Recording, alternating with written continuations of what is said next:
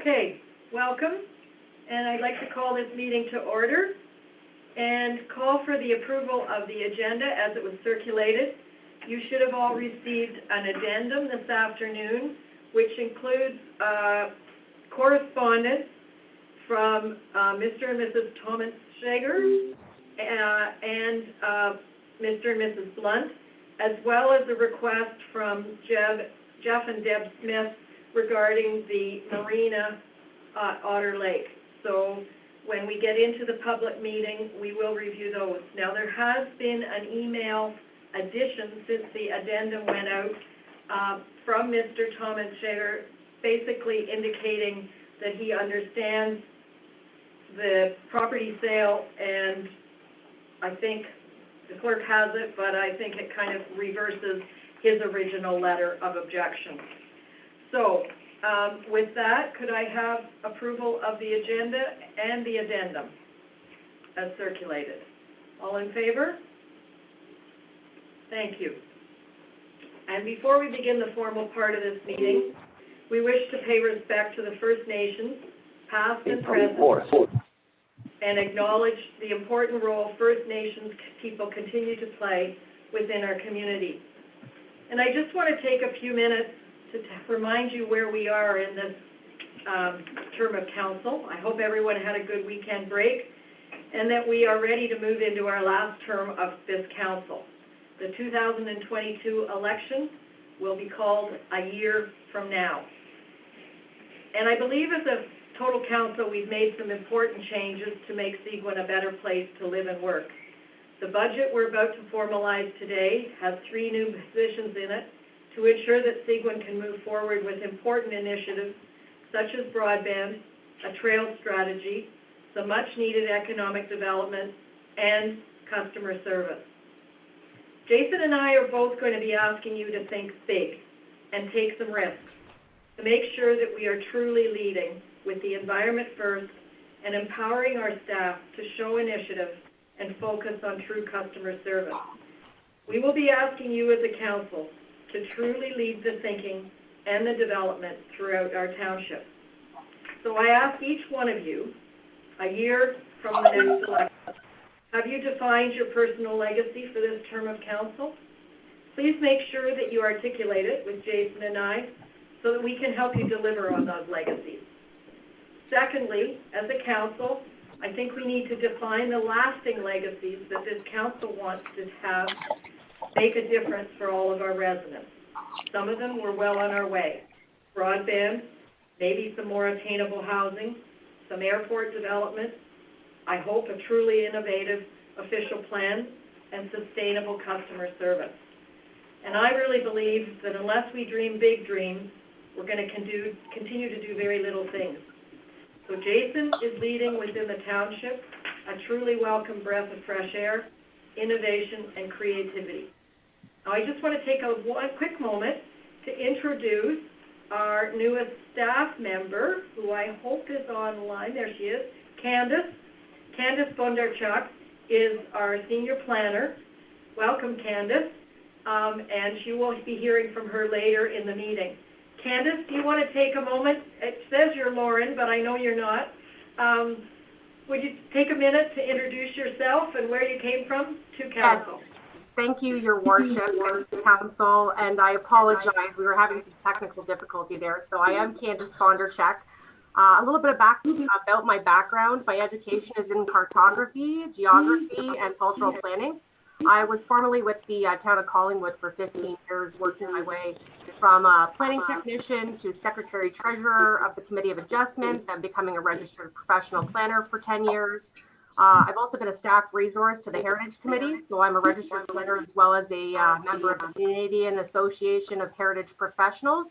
So I've certainly been involved with designation of heritage properties and maintaining the conservation of the Heritage District. I reside in Victoria Harbour, lifelong resident of Victoria Harbour, and I have a small family. I have a little girl who's just turned 3 years old about a week and a half ago.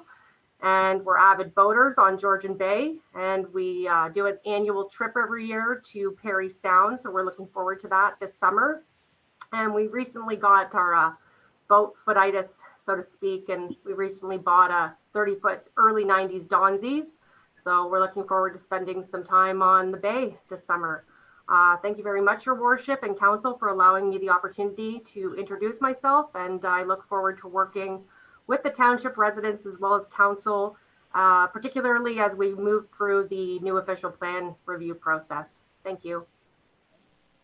Thank you very much, Candace, and welcome.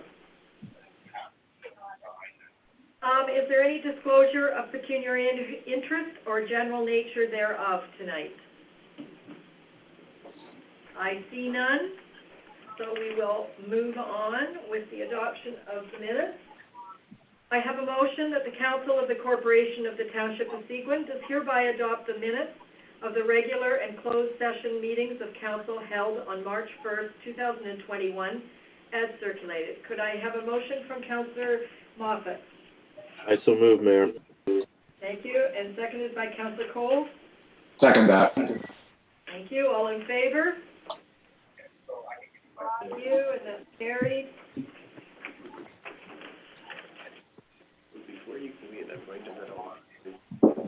Okay, we're going to be moving into our public meeting, but just give our clerk a moment to admit the people that will be attending the public meeting. So, can I read the motion? Oh, sure. Okay, I have a motion that the Council of the Corporation of the Township of Seguin does hereby adjourn the regular meeting to hold a public meeting for the following matters. Consent application B 2021-0002-H for Russell and Newton. Consent application number B 2021-0004-H for Nomeyer. And consent application number B 2021-0003-H for zoning bylaw amendment number R 2021-0002-H for Jacqueline.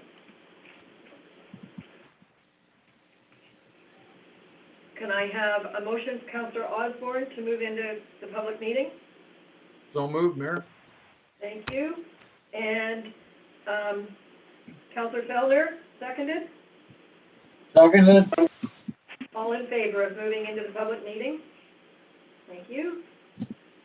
Carried. Mayor, don't forget that Councillor Collins is on the phone. Yeah, I can see his little phone. I hope he didn't object to any of those motions, Councillor Collins. Okay. No, not at all, Mayor. Thank you. Thank you. Council will now hold public meetings for proposed consent and zoning bylaw amendment applications. In accordance with the Planning Act, Council will consider all matters placed before it prior to granting a consent or passing a zoning bylaw. If a person or public body who files an appeal of a decision of the Council of the Corporation of the Township of Seguin in respect of a proposed consent does not make written submissions to the Council before it provides or refuses to provide a provisional consent, the local planning appeal tribunal may dismiss the appeal.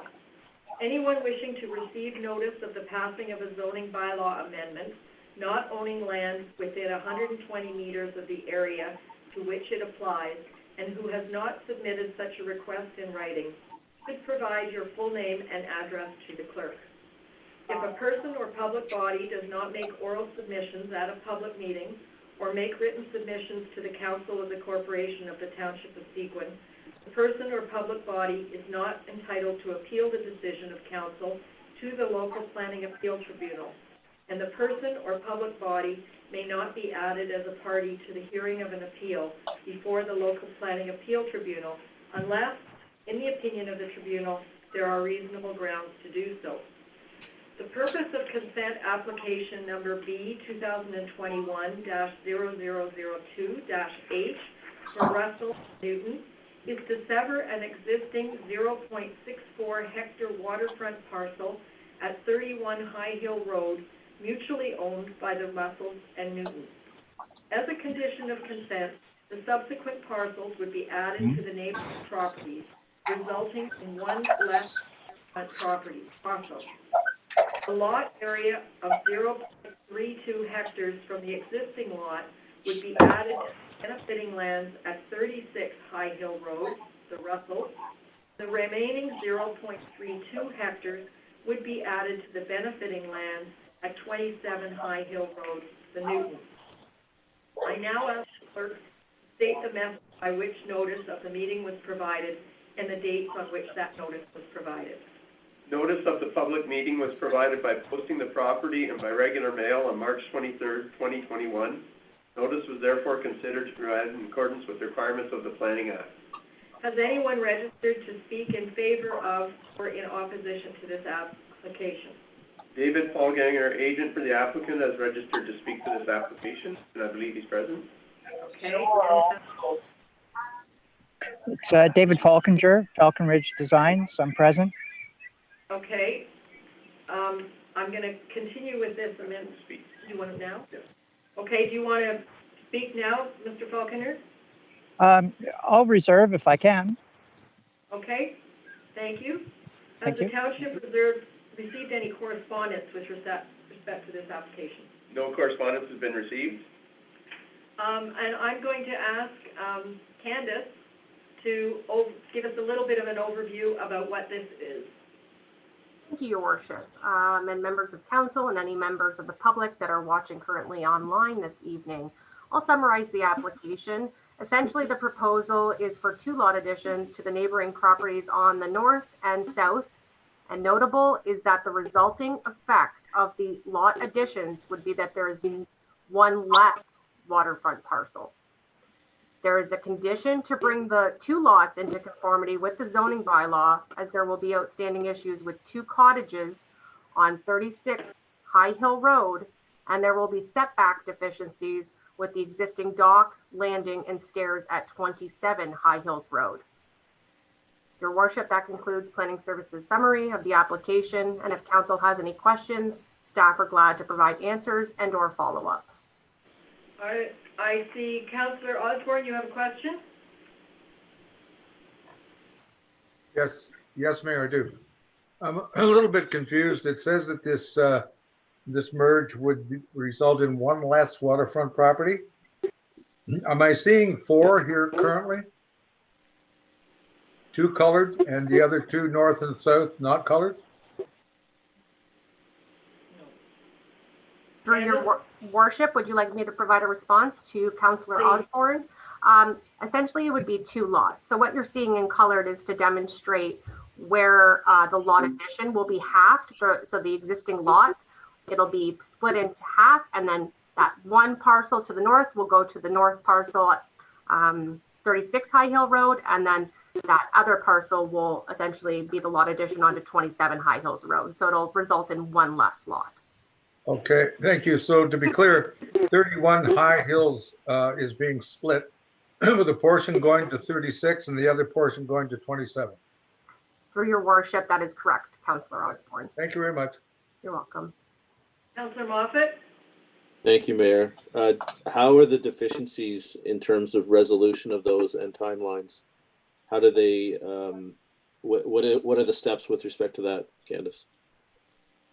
Thank you for your worship to Councillor Moffat. Thank you for that question, and it's a good one because they're 2 different processes. So one will be for a zoning bylaw amendment to recognize the 2 cottages on the 1 lot at 36 High Hill Road. And then there's a 20-day appeal period, and as you know, that would come through back to council. And then in terms of the setback deficiencies with the existing dock, landing, and stairs at 27 High Hills Road, we could certainly look at that by way of a minor variance through the Committee of Adjustment. So both applicants would need to make application for those respective Planning Act applications, and they would need to do so within 1 year of the consent being approved, or else the consent would lapse. And just as a, thank you, Mayor, just as a follow-up, are you aware of the number of lots in the township that would have 2 cottages on it? Because I believe we've had a bit of a long-standing matter on Oster Lake with regards to that. And I'm just wondering if this sets some sort of precedent that would open the door for other ones that may have tried this to have 2 lots on, or 2 cottages on 1 lot. For your worship, it's something I've been become aware of. I'm not familiar with how many proposals have come forward in the past and what the past practice has been, but I'm certainly welcome to speaking further with council about that. Thank you. You're welcome. Councillor Osborne, do you have a further question? No, sorry, forgot to take it down there. Just one quick question, Candace. Are the two owners of these lots, which are very, very large lots, I'm familiar with them, are they aware of the zoning and the Committee of Adjustment issues that this is raising? Through your worship, through previous pre-consultation process that was made aware, but we will certainly always follow back up with those respective residents to ensure that that consent doesn't lapse. And we'll put something in our calendars to indicate that we should provide follow-up. And I'm going to assume Mr. Falkhanger is also aware of these changes.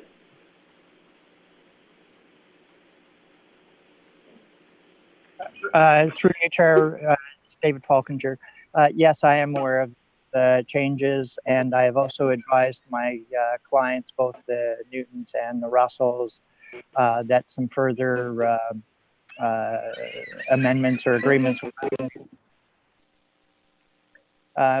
If I may, at this point, add in as well that we do intend to or the Newtons do intend to remove and reconstruct the set of stairs to the docks. So hopefully at some point that will alleviate our setback issues.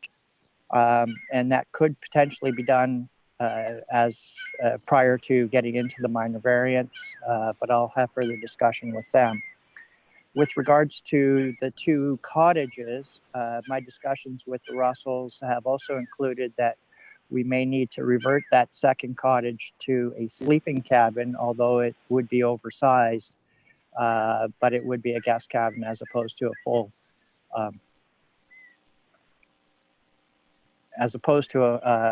full dwelling unit. So again, we are aware of these conditions and are more than willing to work with staff in order to come to some reasonable conclusion to bring forward for these approvals. One other thing I would like to just mention with regards to the existing conditions at 36 High Hills Road, their current lot coverage is at, within the 60 meters, is at 11.1% and 9.6 on their whole lot. By including their half of this potentially divided lot, that will bring them into more compliance as far as lot coverage goes. Within the 60 meters, they would be at 9.4% and 7.3 on the whole lot, which again is more beneficial to bringing their property closer into compliance with the zoning bylaws. Thank you. Thank you very much for that clarification. So that's great. Thank you. Councillor Collins, do you have any comments or questions? This is one of our councillors that's on the telephone, so I can't see his hand. No, I don't at this time, Mayor. Thank you. Thank you. Okay, we will move on to consent application B 2021-0004-H for Nellmeyer. The purpose of consent application number B 2021-0004-H for Nellmeyer is to permit a boundary adjustment. The granting land at 98B Mail Run would convey a parcel having an area of 163 square meters and frontage on Lake Joseph to the benefiting lands at 31 High Point Road. As a result of the adjustment, the benefiting lands would be increased to 2.92 hectares while maintaining the existing lot frontage.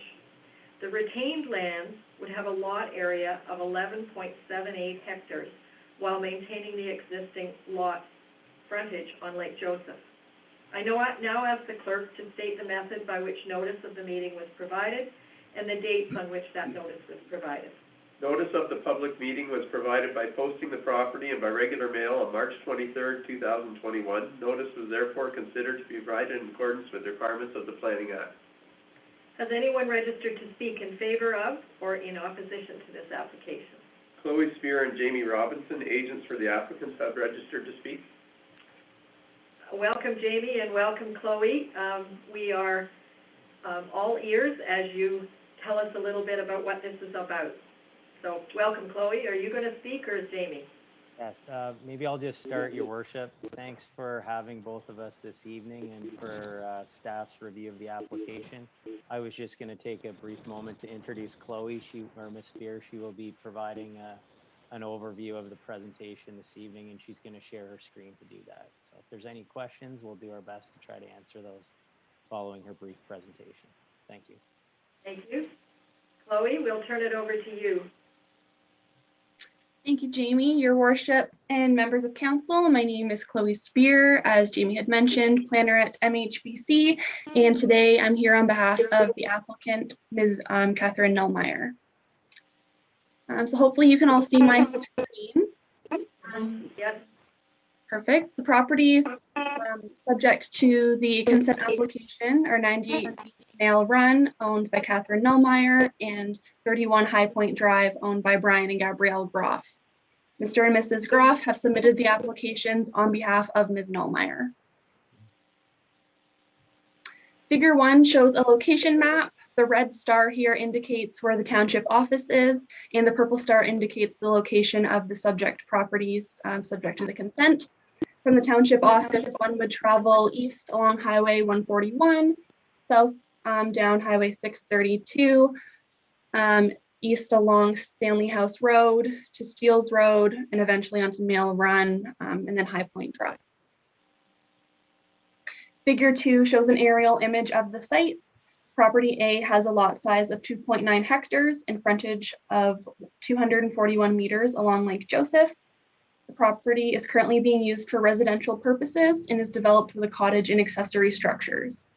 Property B, the Nellmeyer property, has a lot size of 11.8 hectares and 386 meters along Lake Joseph. The property is currently vacant and heavily treed. Both properties are accessed by High Point Drive. The proposed consent application is to permit a boundary adjustment.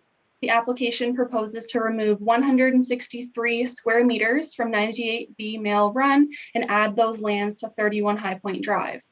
The purpose of the application is to just improve the setbacks pertaining to the existing cottage at 31 High Point Drive. No new building lot is being created as a result of this application. Figure 3 shows the lands to be added. It's a 163 square meter sliver, 2 meters by 230 meters long, and will provide additional space to the east of the existing cottage. Figure 4 shows the resulting lot configuration. Property A is marginally increased to 2.92 hectares, and property B is marginally decreased to 11.78 hectares. Both properties maintain their existing frontage along Lake Joseph. Property A and B are both designated shoreline residential in the Township of Seguin's official plan. Section B1222 permits boundary adjustments where no new building lot is created and does not affect the viability of the use of the properties affected. As mentioned earlier, no new building lot is being created and the viability of the properties is not affected.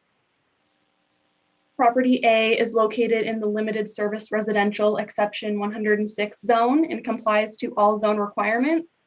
Property B is located in the limited service residential zone. The LSR zone requires existing lot sizes as minimum lot areas. Property B will be slightly decreased as a result of the boundary adjustment, and as such, a concurrent minor variance application has been submitted to recognize this reduced lot area.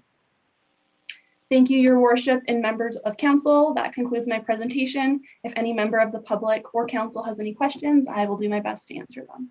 Thank you. Thank you, Chloe.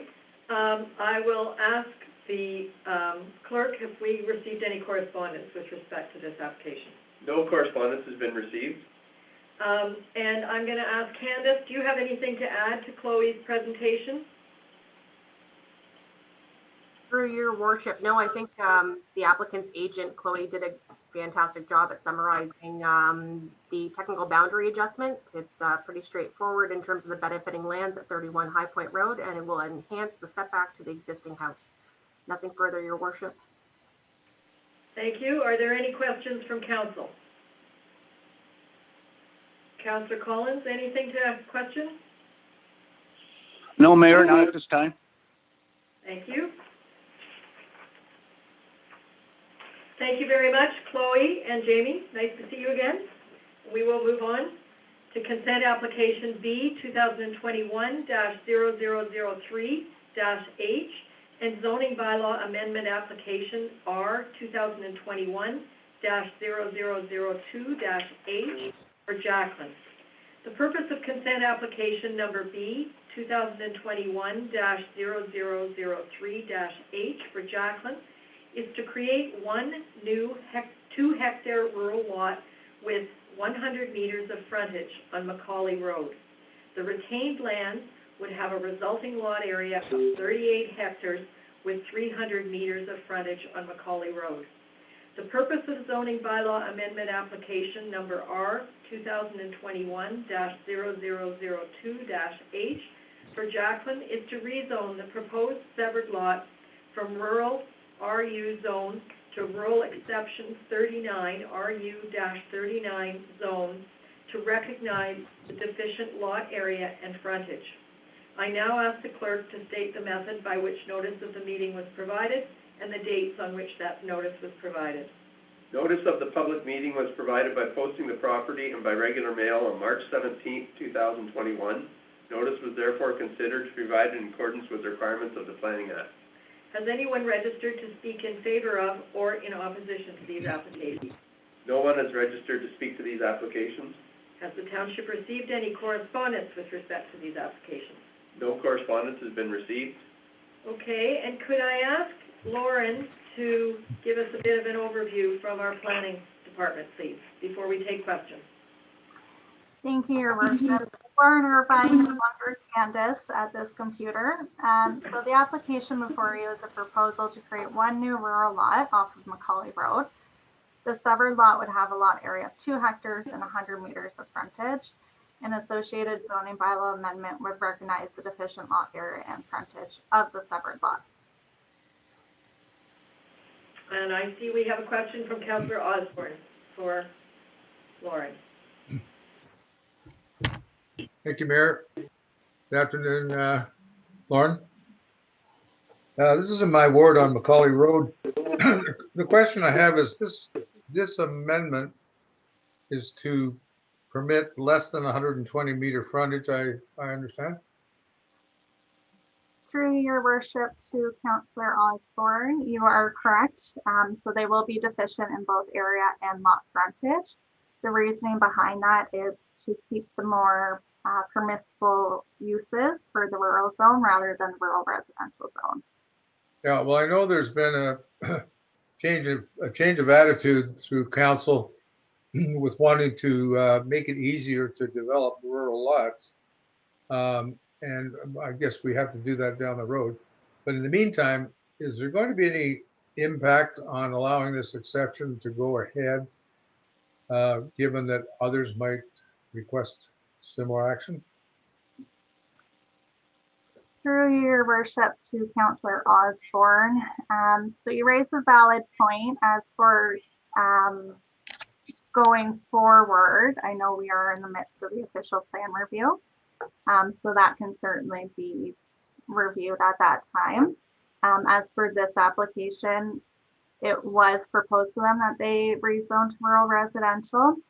They wanted to stick with the rural permitted uses, and that's why this application they are requesting to stay as rural, As opposed to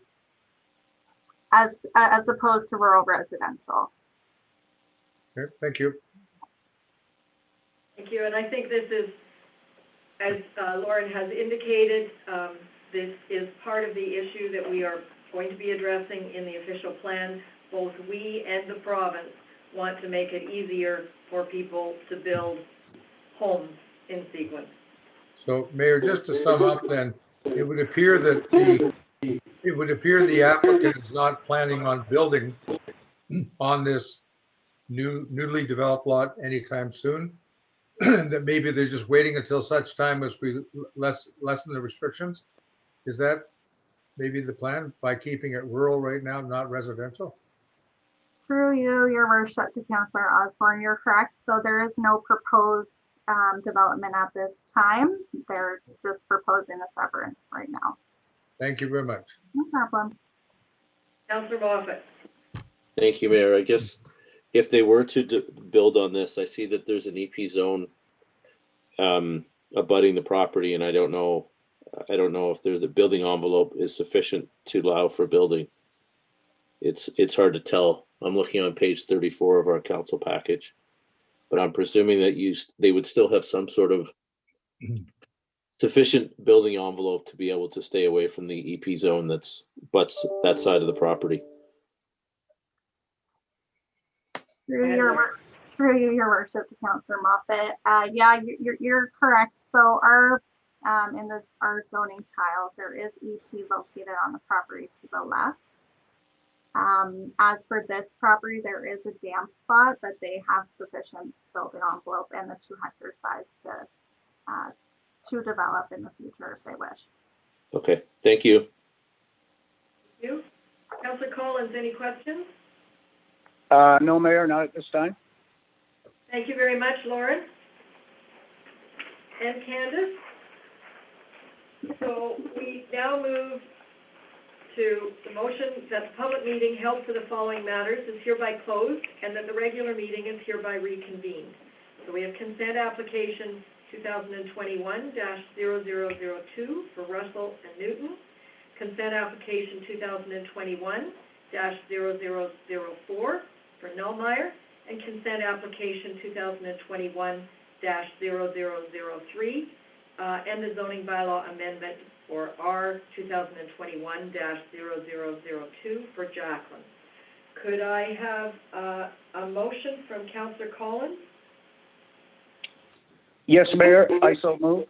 Thank you. And seconded by Councillor Simpson. I second that. All in favor of closing the public meeting? Thank you.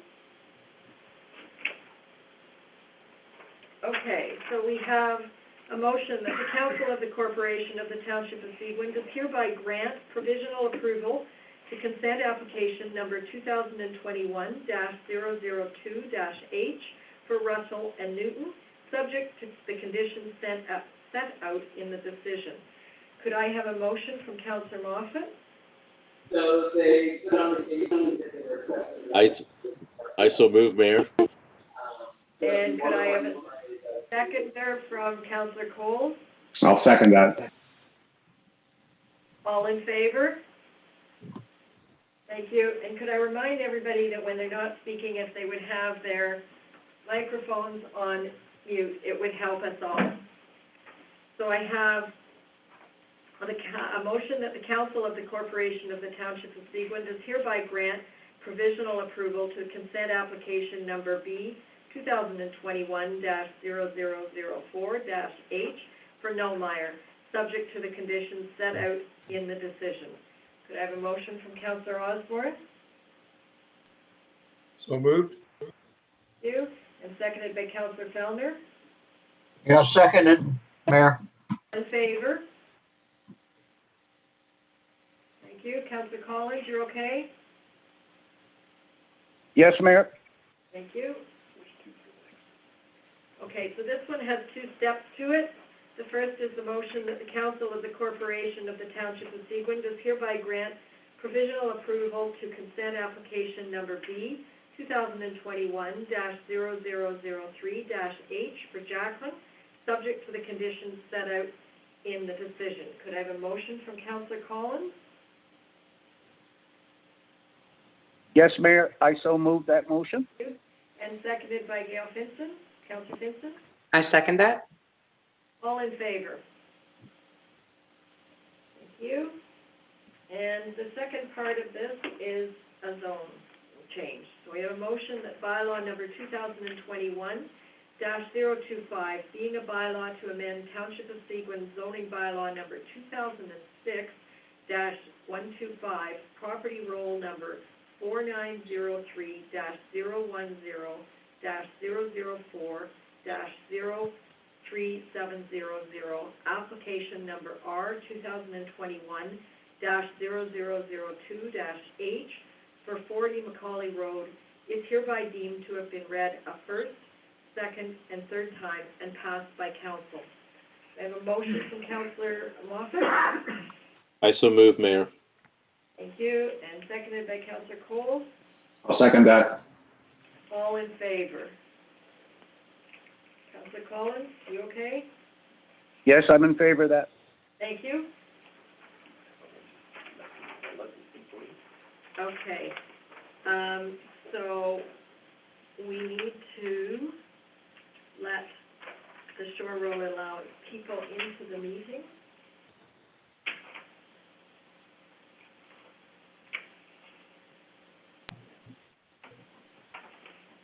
Are they in? Just about, I think they're in, just no video maybe. Mr. and Mrs. Smith, can you hear us? Yeah, we can. Can you hear us? We can hear you, but we can't see you, but that's your discretion. Okay. Let me see. Okay, so council will now consider the following road allowance application.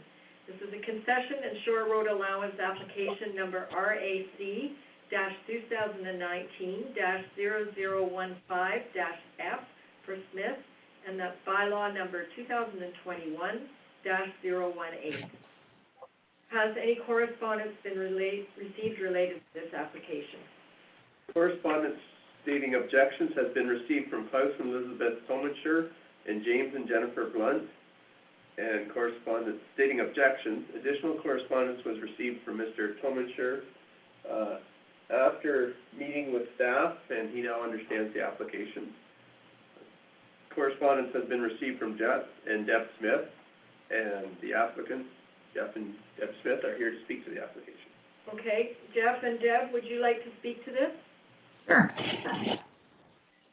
Okay, so we received the two concerns. So we just wanted to address some of the concerns that were raised, just to try to add some clarity. There was a Google kind of aerial map from one of the concerns, which showed two lines. One of the what looks like was supposed to be the existing property line and proposed. That wasn't entirely accurate, so we did submit one of our own to kind of give a better visual of where the proposed property line would lay, which shows that, you know, it does not affect the majority of the parking, which I know is a big concern. Additionally, and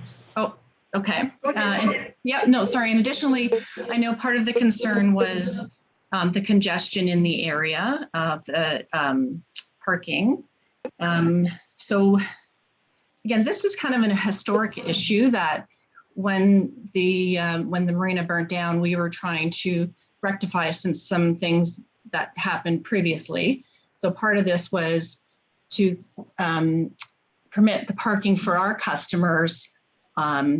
This was brought to our attention that, you know, perhaps purchasing this section of the road allowance would rectify the situation. We had a meeting with Chris Maggi and Steve Stone and was there Peter? In any event, so that was a suggestion back then to purchase this to kind of rectify this pre-existing situation of the road allowance, because there was the retaining wall issue, et cetera. So the proposal from our perspective isn't going to be changing any parking or limiting any parking. We would not do that because the majority of our customers use that parking. So our intent is just to kind of purchase the road allowance to clear up a historical situation, but not remove or you know, we're not going to minimize any of the parking. Okay, thank you. Lauren is our planner on this. Lauren, do you have anything to add? Thanks, Your Worship. I know Deb and Jeff addressed some of the parking issues. Peter Kofish is in attendance as well if he wishes to speak to them. But if you look at page 68 of the agenda package, I did take some photos. Staff did go out and visit. So you can see where the one vehicle closest to the building is parked, and I believe that's what Deb was speaking to with respect to their vehicles using that parking area.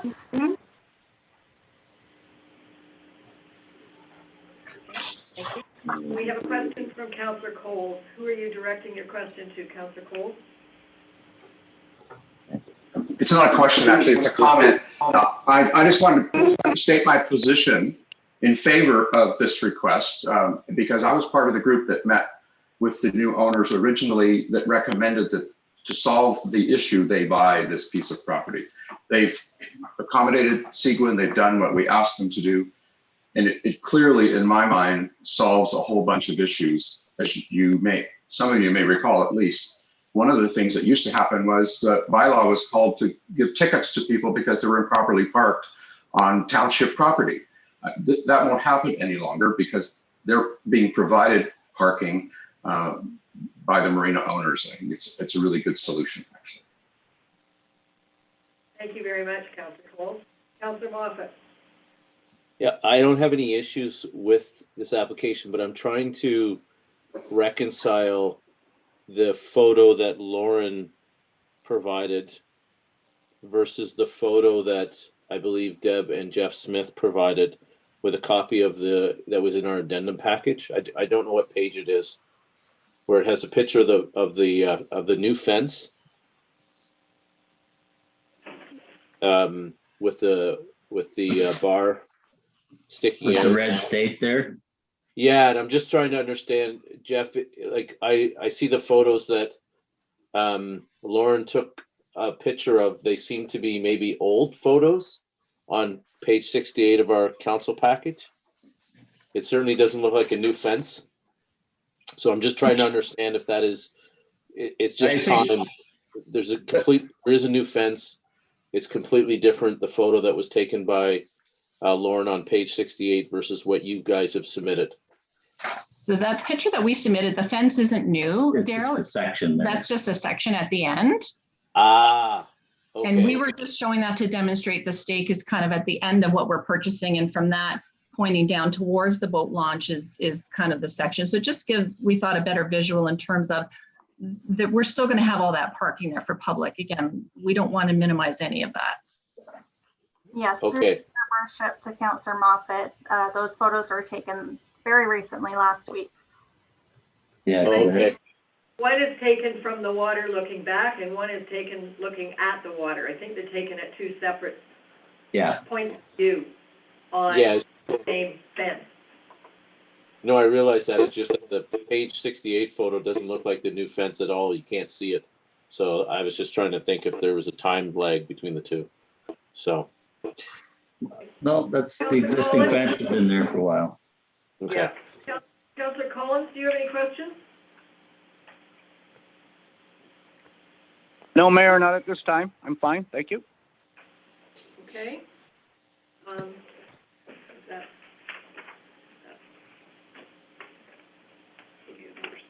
Two parts to this again. Okay. I have a motion that bylaw number 2021-018, being a bylaw to close, stop up, and sell a portion of the original shore and concession road allowance, application number RAC-2019-0015-F for Smith, is hereby deemed to have been read a first, second, and third time and passed by council. Could I have a motion from Councillor Cole? Also move. And seconded by Councillor Osborne? Second, Mayor. All in favor? Thank you. Councillor Collins, you okay? I'm in favor. Great.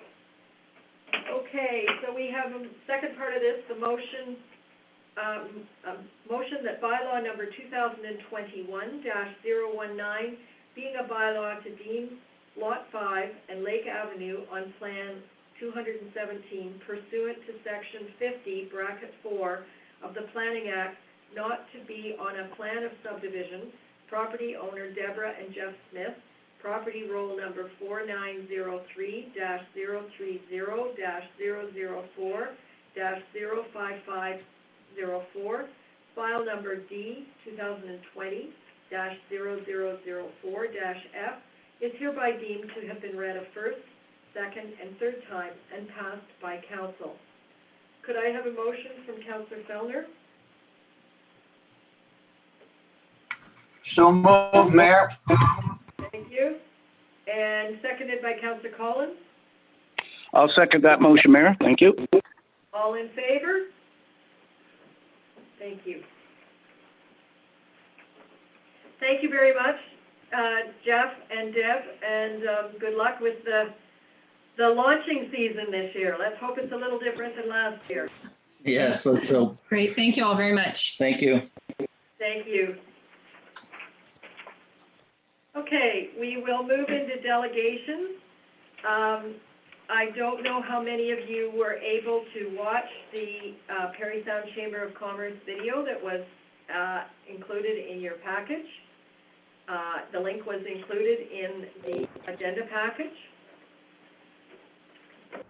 Mayor, And yes, Councillor Osborne? my link doesn't operate, so I have no idea. I tried the link, won't work. Okay, in many cases with agenda packages, you need to cut and paste it into your browser, but, so I don't know if others have, do you want us to play it? Okay, we have a request, yes. So, can you play it? Do they want to speak first? Or? Do you want to speak first, or do you want us, Christy, do you want to speak to it, or do you want councillors to see the video first? I think seeing the video would be great, and then maybe we can speak to the points after. Thanks, Mayor. Okay, thank you. For those of you that have already seen it, I apologize for duplication, but here we go.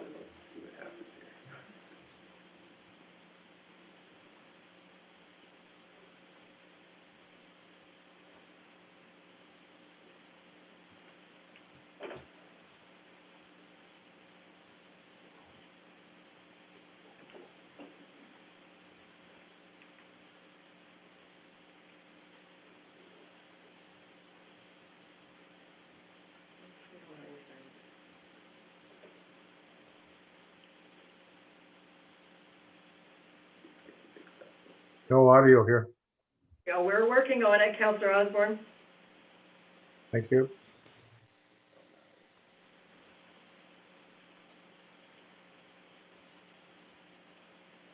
Take it back to the beginning. I will. I just gotta find the figure. It doesn't go very loud.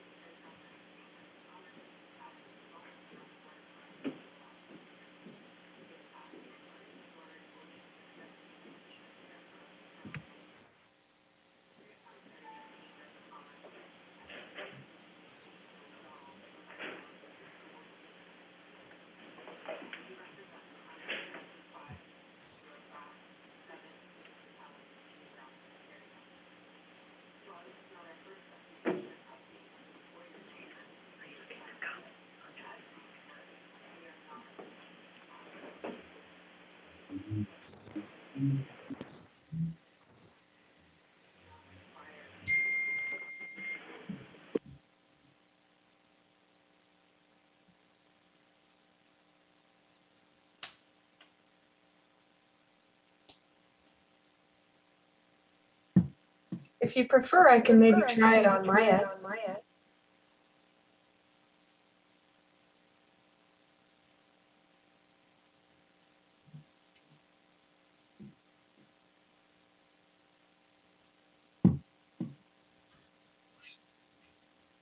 Or we could forego the video.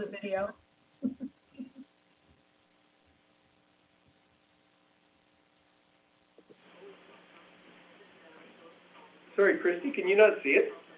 We can see it. Oh, I can see it. I just can't hear it. That's as loud as volume. That's as loud as the volume goes on the video. Oh, okay. We should just do a verbal presentation. Want to do that? Okay. Do you want to stop the video and maybe run through the slides at the end of it with all your data? Sure. Okay, so we'll stop the video. Okay, so because people were having difficulty hearing, we will take down the screen share and ask you to review the data that's at the second part of the video if you haven't already seen it. What's that? I don't know what that is.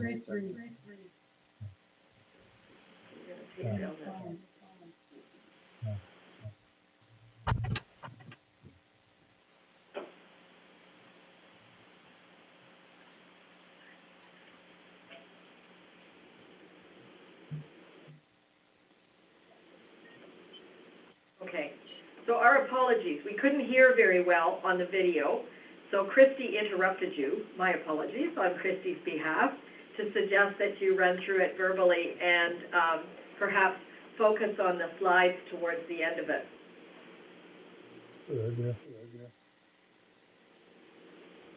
Absolutely. Thank you very much, Bear.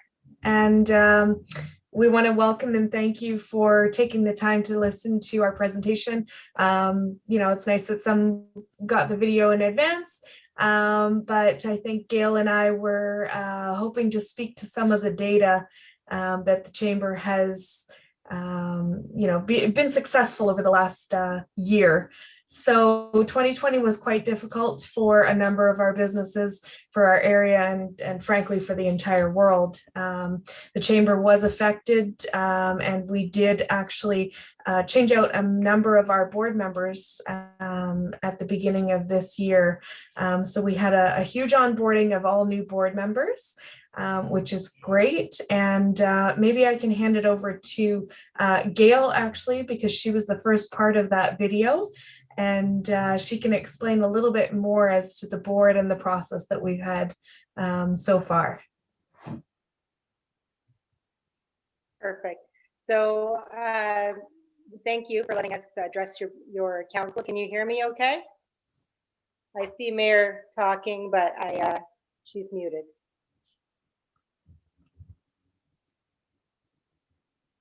We can hear you. Okay.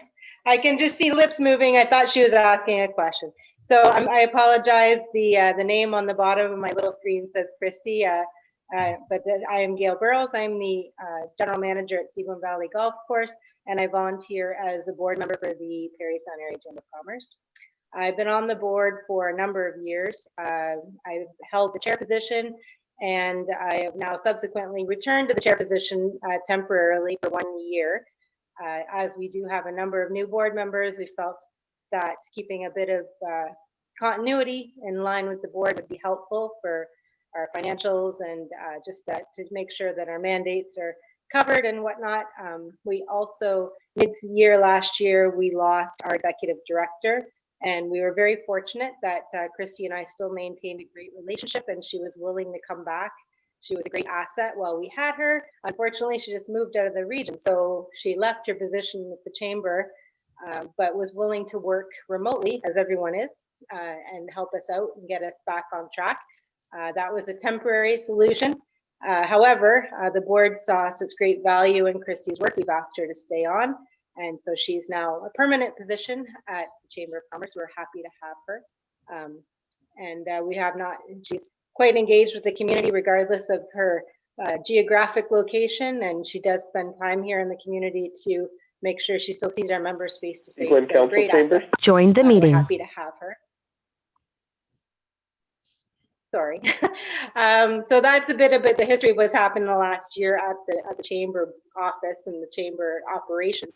What you missed maybe on the video is that this will be the first time that since I've been on this board, which has been now 7 years, that we've not come to your municipality asking for financial support to operate our chamber. So that's a huge win for us that although, yes, our members may be having a bit of a struggle or not having struggles right now, the chamber has been able to, over the years, get themselves in good financial order. So now all we can do is help support our members instead of just worrying about how we can operate our association. So that's a big change for us and a huge win for our community, because now we can focus on things that are going to specifically help our businesses recover. So as a municipality, we love your support. Art is on our board representing Seguin, and he is a fantastic asset. He brings so much to about what you're doing in your municipality to our board, keeping us informed. We really appreciate that. He also helps us with making decisions on the board level, and it's very, very appreciated. We also have, if there is any financial support in your budget to help the chamber, just know that everything the municipality does contribute to our association will directly benefit businesses in helping their recovery and not with the operations of the chamber. So that's a bit about the operations side. Christy kind of really covers the business, what the tasks that we're actually doing. So I'll let her have the floor back. And thank you again for letting us have an opportunity to give you an update. Awesome. Thank you. Thank you, Gail. So yeah, as Gail mentioned, we do have a number of activities that are going to be coming up virtually. We are still supporting our business members virtually. And so we have one event coming up with a key speaker who is going to be discussing resiliency and recovery from COVID and the impacts to businesses, how they can pivot and change some of their operations to better adapt. So that's coming up on the 16th. And we also have a number of events that are going to be lined up throughout the year. So we're populating our calendar right now. Pushing forward, we have a number of new committees, events committee, membership committee, marketing committee, all of these great groups of some of our board members, coupled with some of our community volunteers as well, which is something that we haven't really had too much in the past. So, you know, that gives us some positive thinking into the future and, you know, gives us a positive feeling because the community is looking to participate with our organization, which is great. Currently, you know, we've been able to secure a few grants, you know, financially, as Gail has mentioned, we are very positive. So we don't have an issue with our operations daily today. And so now we can really focus on offering programming and recoveries for our membership and the community, focusing on the community businesses. So if anybody has any questions for us, I'd be happy to answer. Councillor Cole. No questions, ladies. I just wanted to compliment you both. The chamber, as you know, went through a really difficult time the last 2 years, forgetting COVID, but with the loss of president and vice president and executive director, you guys have picked up the pieces and done an amazing job. I just wanted everyone to know that. And I trust that we will continue to support the Chamber of Commerce as we have traditionally throughout the years. So that's our goal. Great work. Thank you. Thank you. Councillor Osborne. Thank you, Mayor. Yes, Christy and Gail, you've certainly had your challenges with board changeover, turnover. Just out of curiosity, could you give us an update on your current membership, please? Your numbers? Yep. Right now we have 175 members. Those members have actually increased from the beginning of 2020, gone up from 136 to 175. So we are gaining members back that we had previously lost, and we are gaining new members. Perfect example is the Chippewa was just bought over. So they are extending their membership onto the new owners, and we've been chatting with them about how they can, you know, best adapt to the upcoming tourism season. So, you know, the chamber has been able to connect them with some of the tourism organizations as well. So yeah, membership is going well. Secondly, Christy, has your membership dues remained the same? Yes, they have. Okay, thanks very much. Good job, girls.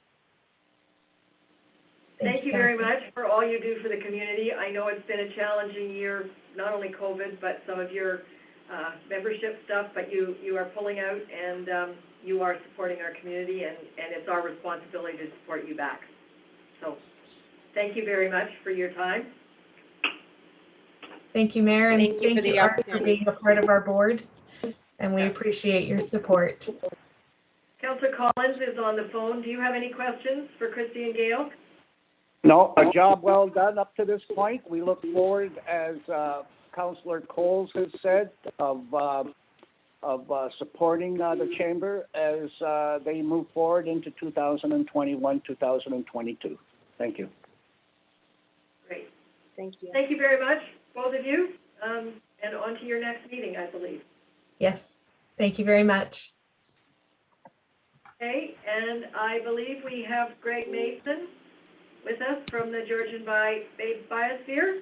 Hi, Greg. And you have 10 minutes to tell us your wonderful story. I think we heard it, some of us heard it at Good Roads as well. Oh, that's great.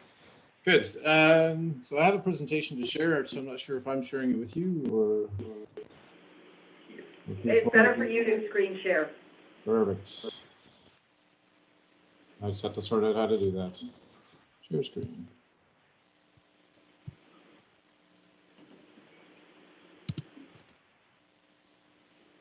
Okay, we can see it. Awesome. Thanks very much for having me here this afternoon, evening. I'll try not to take up any more than 10 minutes, hopefully less. I'm speaking to you tonight about our community nominated party places initiative, which is the Momwe Anjiaka Seguin. And this is a regional partnership that exists on the coast of Georgian Bay between First Nation communities, municipalities, not-for-profit organizations, all with an interest in looking at habitat-based approaches for species at risk. We are into the end of the second of 4 years of federal funding. That's $2 million of federal funding that's being matched by in a number of different ways from our organization and others, as well as various other trust funds and up and down the coast. The goals of this initiative have been to accelerate knowledge generation and collective decision-making for species at risk. So it's bringing partners together to sort out how we can build and strengthen those partnerships for species at risk and habitat protection. And mainly it's on a species side of things, it's really looking at the habitats and what are the supports we can provide to those habitats and find ways of protecting those habitats and addressing those threats up and down the coast. The initial application went in from Mangatamon First Nation, Shawanaga First Nation, Georgian Bay Land Trust, and ourselves. We're the lead applicant. And then we work with, right now it's around 30 other organizations, and including municipalities and First Nations in various different capacities to implement this work. In some respects, that means also providing funding supports to some of the initiatives that we're seeing on the coast. We have a steering committee right now that consists of the applicants, and then COVID causes us to delay the creation of a lands committee, which would have been a broader stakeholder committee. So we've sort of pivoted a little bit in terms of how we're seeking support and direction on some of the different initiatives for that. But it is our hope that we could generate a lands committee that could oversee this kind of work on the coast and be a resource for all community groups working. A big part of this work has been bringing forth Indigenous engagement and empowering the Indigenous communities in addition to others. So we're working on traditional ecological knowledge protocols, truth and reconciliation training for our own staff and organizations, but also for partner organizations. This has been offered out to municipal staff and councils in the last couple of years, and that work will continue. And really, we want to build a multi-party governance approach for this work and be impact-driven. So it's looking at what our evaluation plans are and making sure that we're measuring to see whether or not we're achieving the successes that we wish to do. Part of the key work that we're going to be looking at is developing decision support tools. And this is really about wanting to make sure that we have the information to be able to assess where the priority ecosystems are, but also the threats that are of the biggest priority for the coast. And so this is a lot of mapping work that we've been undertaken. This is one example of this, which is taking a look at priority wetlands or wetland fabric as an example, which is the green, and then going in and mapping things like invasive Phragmites and finding out where are those Phragmite areas adjacent to or in close proximity to those inland wetlands? What are the size of those Phragmites? So that we can then be very strategic about prioritizing, say, where we would want to remove those Phragmites. And that kind of very detailed, sort of rational, science-based threats analysis is very much about the kind of work that we want to do. And be able to provide those tools to the likes of yourselves, such as municipalities or First Nations who might be able to be part of the solutions to help encourage species at risk. Another big component of this is looking at road networks as threats. So we have been out looking at priority roadways and doing surveys, and this is unfortunately often road mortality surveys to find out where on these roads we're finding species at risk, utilizing the roads and unfortunately dying on roads. So that as we look at roads management down the road, we can prioritize those specific areas for where we're finding the densest populations of species at risk and target those areas for potential mitigation, as opposed to doing broad-based mitigation efforts up and down the coast, which may not be financially feasible given the amount of habitat that we have in this area. This data will all get compiled into a centralized shareable database that's open to all users, municipalities, First Nations, and other partners up and down the coast in partnership with the West Prairie Sound Geography Network. One of the themes of the work is our road ecology aspect. So it's looking at and knowing that roads are one of our biggest threats to species at risk. This is an example last year of where we were able to work on Scary River Road, and I don't need to go in detail if you saw the Ontario Good Roads Association, but this is a huge success story in terms of being able to find and adapt ecological mitigation efforts and monitoring efforts coincident with road management efforts for really a win-win. So we were able to, I think, provide 1,000 baby turtles to adjacent wetlands along this roadway, and at the same time reduce the overall species risk management costs for this road project by about 65% of the cost that it would have if they'd had to put up the mitigation fencing that they would have been required if our monitors hadn't been on site. So this is an approach that we're going to be tweaking and playing with, and hopefully we can see more success in other roadways down the road. No pun intended on that one. This is a big win for us in many respects. A lot of our work is, while we look at the big picture dynamic things, when we get stories like this fellow coming back and basically articulating how his values have changed over the course of the season in working with our staff and our kind of program, for me, this is the kind of win that we want to do, person by person on the coast. Unfortunately, it's not as cost effective to discuss this with government, but it's this kind of a heart and mind approach to work that we're really after. Another thing that we're working on over the years of this program is looking at alternatives to road mitigation. And in this case, what we're doing is putting large riprap down on the wetland, adjacent to the wetlands. Prior to this, turtles would have come up into this habitat, nested in the sandy shoulders of the roads. And so we're trying to eliminate this area as potential habitat and desirable habitat for those turtles. And then this year, what we're going to be doing is we're working with the Township of the Archipelago, doing shoulder-to-shoulder paving in these areas. We'll also be experimenting or trying artificial turtle nests. So a big part of this work is looking at how can we find different affordable approaches and also accomplish species at risk protection. We want to engage with citizens. We're doing this in a number of different ways. In the past year, we have a citizen science, which is an iNaturalist app that folks can download on their phone and identify and upload any species they find in the Georgian Bay Biosphere.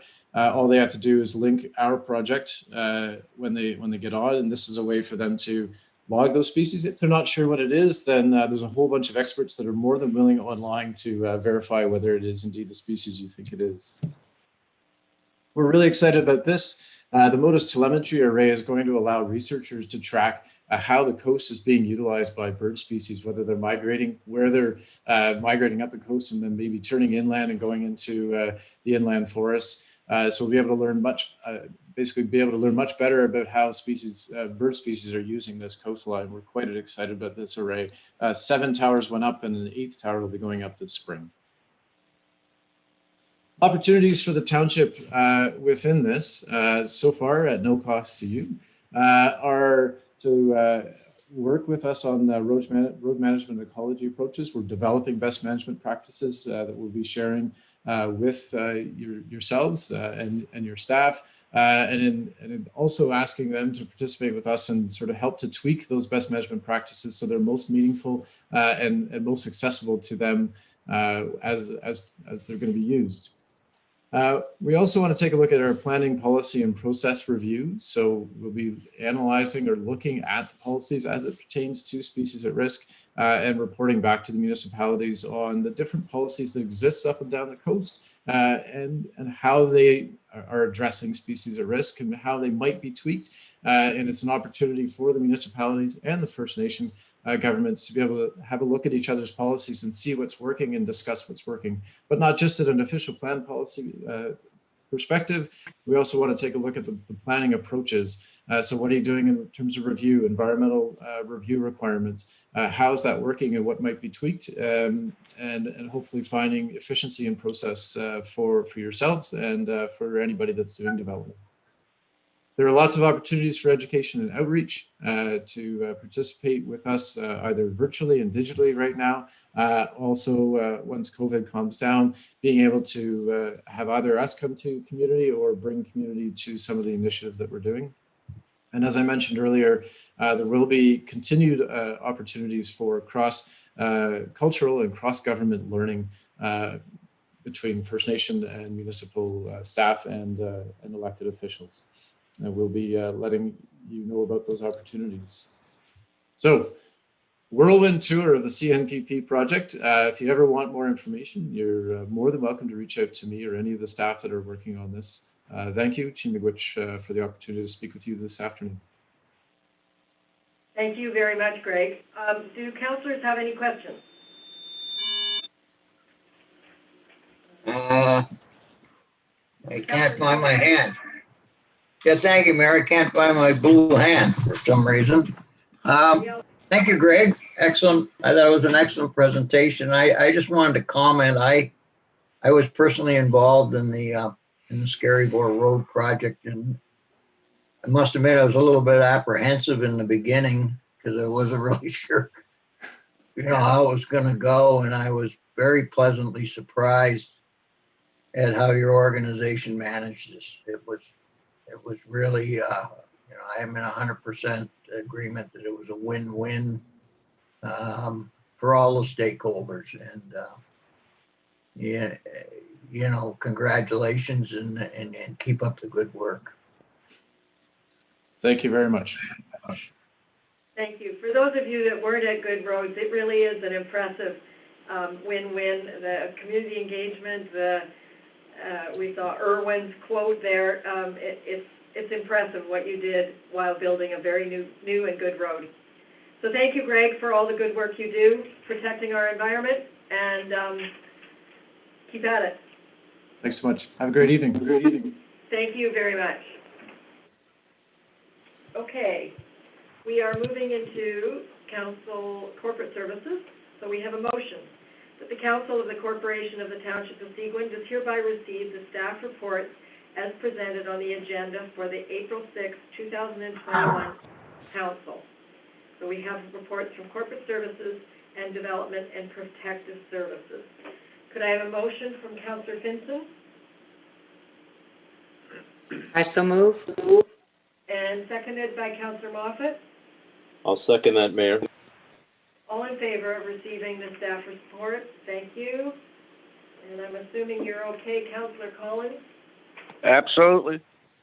So we have a motion that the Council of the Corporation of the Township of Seguin does hereby adopt staff report TR 2021-008, 2021 TSAB Expenditures and Regulations 284-09 of the Municipal Act, copy attached as Schedule A to this resolution.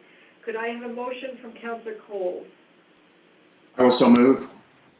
And seconded by Councillor Osborne. Second, Mayor. All in favor? Thank you. And I will ask our treasurer, Michelle, to speak to this. We've had this 2 years before, too. Oh, you're on mute, Michelle. No, she's not. You can hear her? No, she's not on mute. You got network problems there? Is she in her office? Yeah, I believe so. What's going on at Seguin Township? We need a new network or what? She's gonna come. Come on up.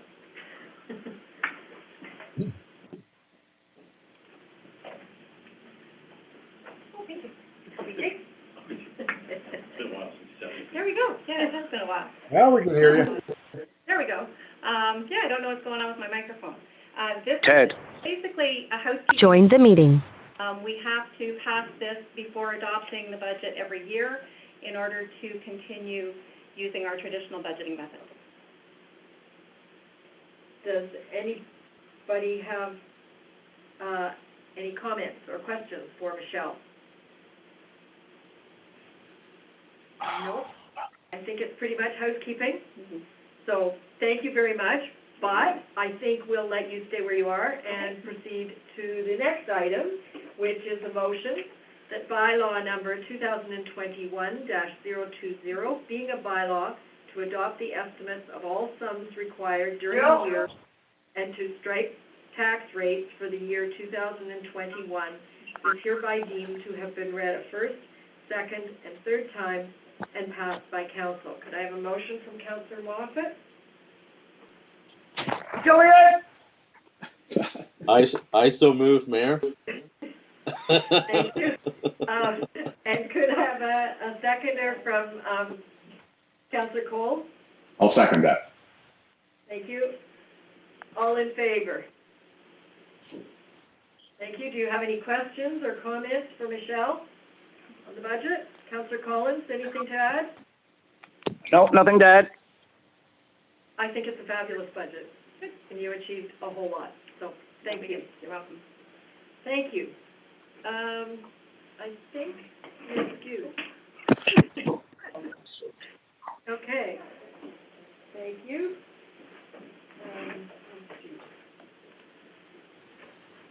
This is you, I think, Craig. Oh, come on. This is pretty self-explanatory. This is the Freedom of Information summary for the year. It's very comprehensive. Are there any questions for the clerk, Craig, on this?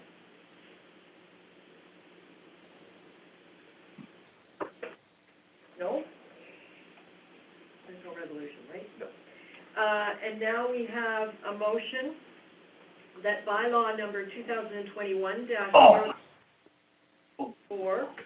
being a bylaw to delegate authority for various planning matters to the Chief Administrative Officer or his or her designate, deem applications complete and require pre-consultation to repeal bylaws number 2005-106-2006-2007, 2007-042, 2015-071, or parts thereof, contrary hereto or inconsistent with, is hereby deemed to have been read a first, second, and third time and passed by council. I would reiterate, if you are not speaking, please have your microphone on mute. Could I have a motion from Councillor Fellner? So moved. Thank you. And seconded by Councillor Finson. I second that. And I'm going to ask you, Jason, to speak to it, if I may. Thank you, Your Worship, members of council. The report itself is pretty self-explanatory. This is just some housekeeping to address some staffing changes and some consistency on a go-forward basis with respect to delegated authorities. Happy to answer any questions anybody may have.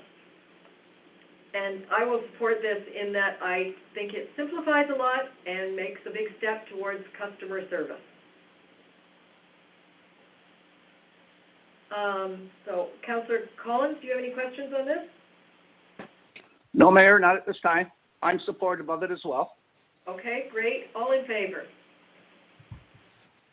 Thank you, and that is carried.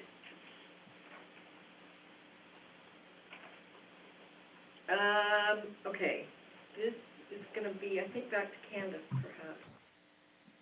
I have a bylaw, that's bylaw number 2021-021, being a bylaw to amend Township of Seguin zoning bylaw number 2006-125, R-2021-0001, cannabis manufacturing and processing facilities, is hereby deemed to have been read a first, second, and third time and passed by council. Could I have a motion from Councillor Moffat? I so move, Mayor. And seconded by Councillor Coles. I'll second that.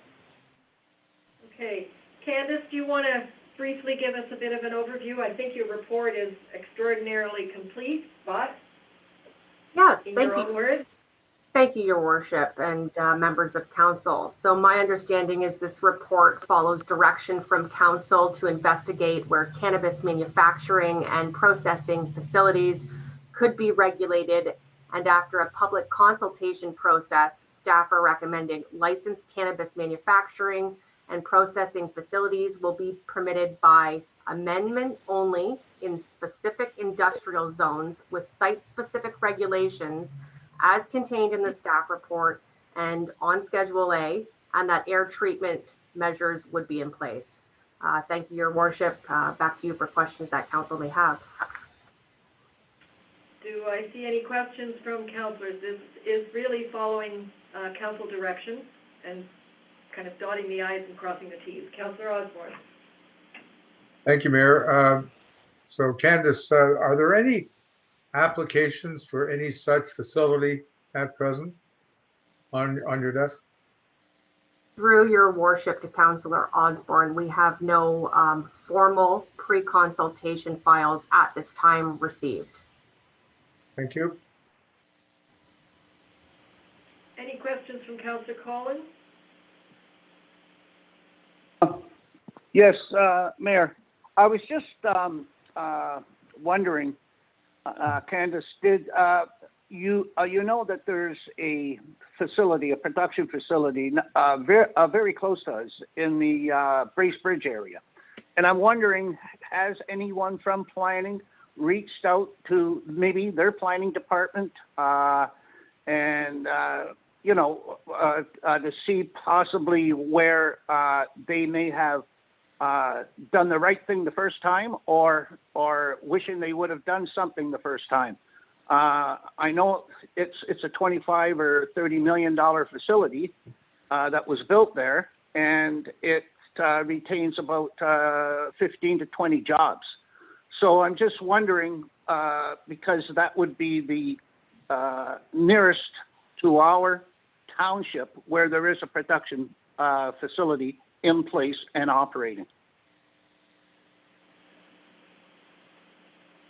Through Your Worship to Councillor, I think it's Collins. I'm not overly familiar with the research that was done, frankly, on this staff report, but in my estimation, looking at it, there seems to have been a thorough research process and public consultation process done on this particular file. And I think, Councillor Collins, if and when a manufacturing facility knocks on our door, we will reach out to neighboring municipalities to learn from them. I do see a question from Councillor Fellner. Yes, thank you. Am I muted here? No. Thank you, Mayor. This is for Candace. So under the definition of facility, And I know we've sort of thrashed this around quite a bit before you got here, but so is a greenhouse operation, is that classified, would that be a facility?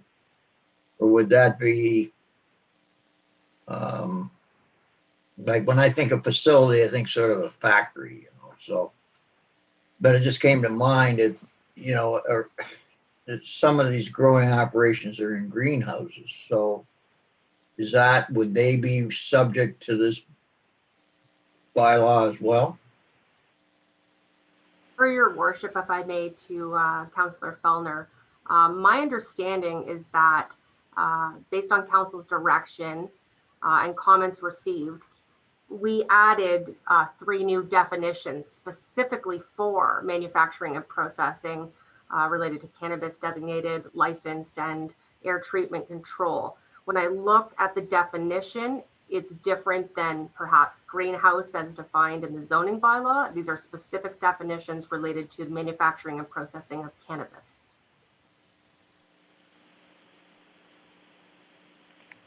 Councillor Okay. Osborne. Yes, Mayor? Yes? Candace, you mentioned you weren't involved in the original construction of this document, but that there had been significant public consultation.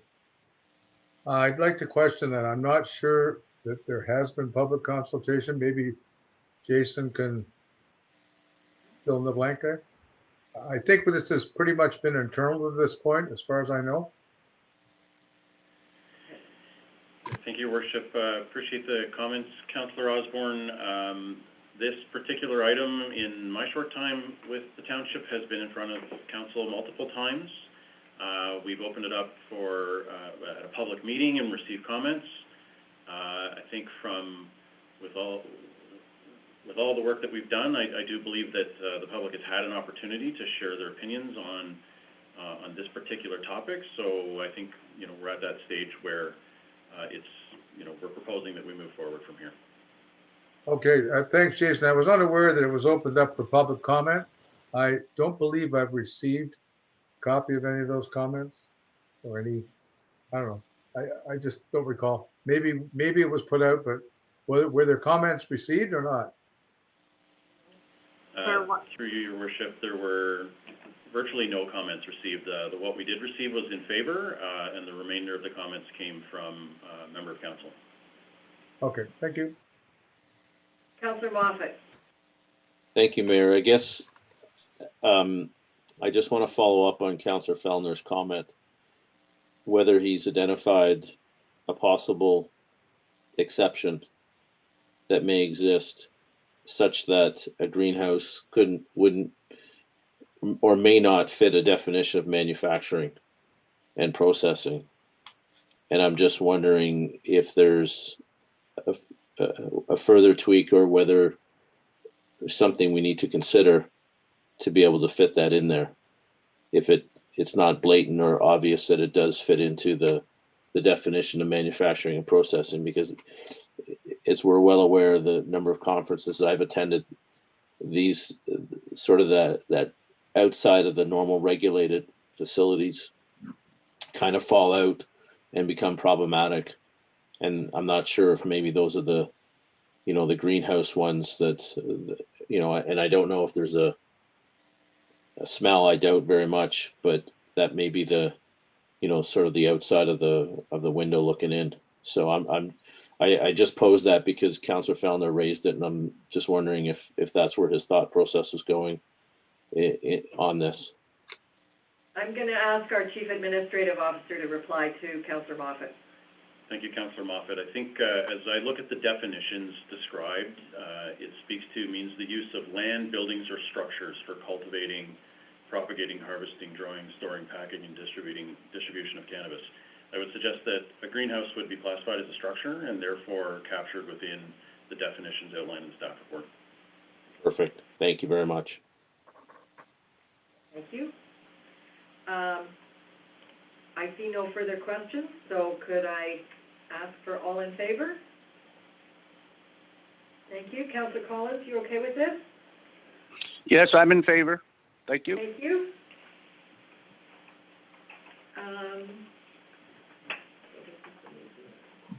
So we're going to go now to the West Perry Sound District Museum. I have a motion that the Council of the Corporation of the Township of Seguin does hereby accept the resignation of Councillor Darrell Moffat as the Township of Seguin Council Representative on the West Perry Sound District Museum Board. Could I have a motion by Councillor Moffat? Move. I so move. Thank you, Mayor. And could I have a seconder from Councillor Cole? I'll second that. All in favor of accepting Councillor Moffat's resignation? Thank you. And I have a further motion that the Council of the Corporation of the Township of Seguin does hereby appoint Councillor Gail Finson as the Township of Seguin Council Representative on the West Perry Sound District Museum Board for the remainder of the term of council.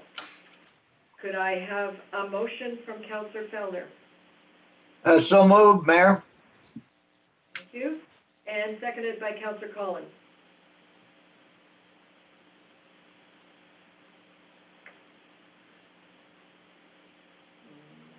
Absent. How about Councillor Coles? Could you second it for me? Yes, I'll second that. Okay. And all in favor of Gail going on to the West Museum Board? Thank you. Councillor Collins, are you there?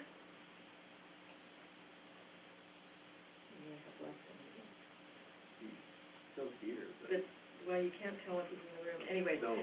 Gail, thank you very much. I know you have already been in touch with the chair, and they are looking forward to working with you. And I think we have a further motion related to the museum. Councillor Moffat may want to speak to it because I'm not sure which. Should I read it first, though? Well, there's two. So. Oh, okay. Councillor Moffat, you have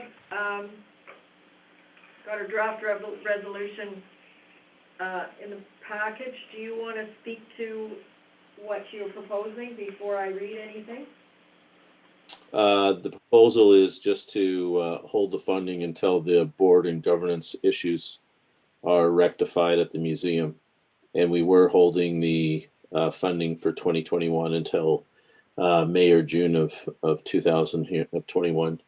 And as far as I'm aware, the museum is still not open. So that's the resolution, to pause that until those items are rectified. Okay, thank you. I do know, just a second, Councillor Finson, I do know that they do have a code of conduct that's before the board. They asked for some samples that I sent them, and they have got something before the board. Councillor Finson, would you like to speak to this? Should get the. Just that when I was speaking with, what's his name? Rob Wood. Yes, Rob Wood. with Rob. When I was speaking with Rob, he said they were opening in May. So they were planning to open in May. So that's what I understand, is that they're planning to open it to some extent. That's what he had said. So just so you're aware of that, they are still planning on doing some kind of an opening. Okay, and before we take any further questions, I'm going to read the motion. So whereas on December 7th, 2020, the West Perry Sound District Museum representatives completed a deputation to the Corporation of the Township of Seguin and submitted an application for funding for 2021 in the amount of $17,500. That's the 2021 funding. And whereas the 2021 funding was included in the Seguin preliminary 2021 budget, as discussed on February 2021. And whereas the 2021 funding was held until May or June because the museum was currently closed to the public and had sufficient cash flow to pay its outstanding expenses. And whereas at the March 1st, 2021 council meeting, council was informed that Councillor Moffat has resigned from the museum's board of directors due to the board governance matters.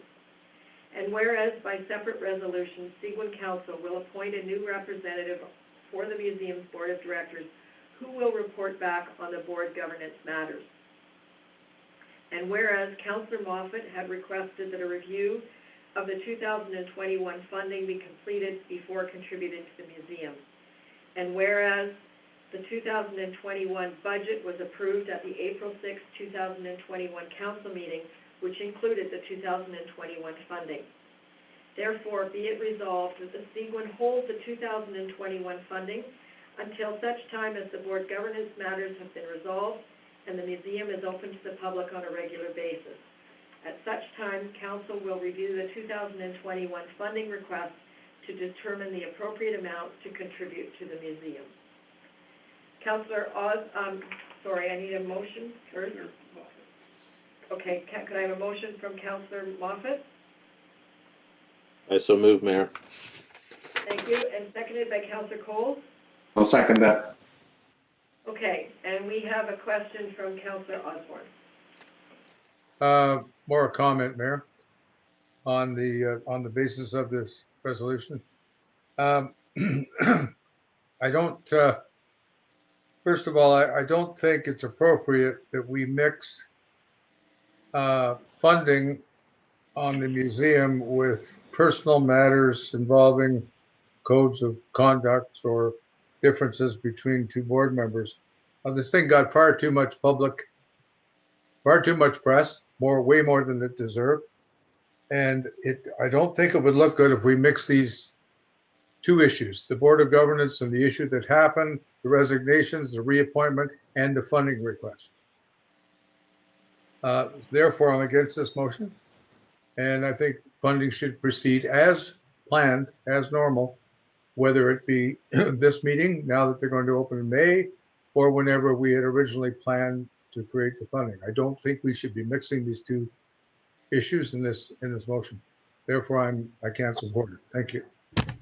Okay, thank you. Councillor Cole. Oh, Yeah, I guess, yeah, I'm off. I would agree. I see that the issues are two separate issues. Operating issues are one thing. This is a regional asset that I think we need to continue to support as we have for years. There may be operational issues that could be improved. I would quite concur with that. And maybe we should put them on notice that some of these, Gail can do this for us now. Some of these things need to change and be improved. If we want to withhold funding, I would make it conditional. I would provide funding for this year and give them conditions for 2022 funding based on their preparedness to improve their marketing and whatever their other issues are. But for this year, I have to support continuing to provide funding. Thank you for your comment. Councillor Moffat. I guess two comments on my end. I'd like to remind council we did the same thing with Park to Park. And this resolution is not going to stop funding for 2021. It's just a matter of the amount. Thank you. Councillor Collins? I have something to say. Yeah, please. Okay, yes. Can you hear me? All right? Yes, we can. Thank you. You know, over the past few years, or at least since this new council has been formed, we've always been moving in the direction that any board or committee representatives and boards that receive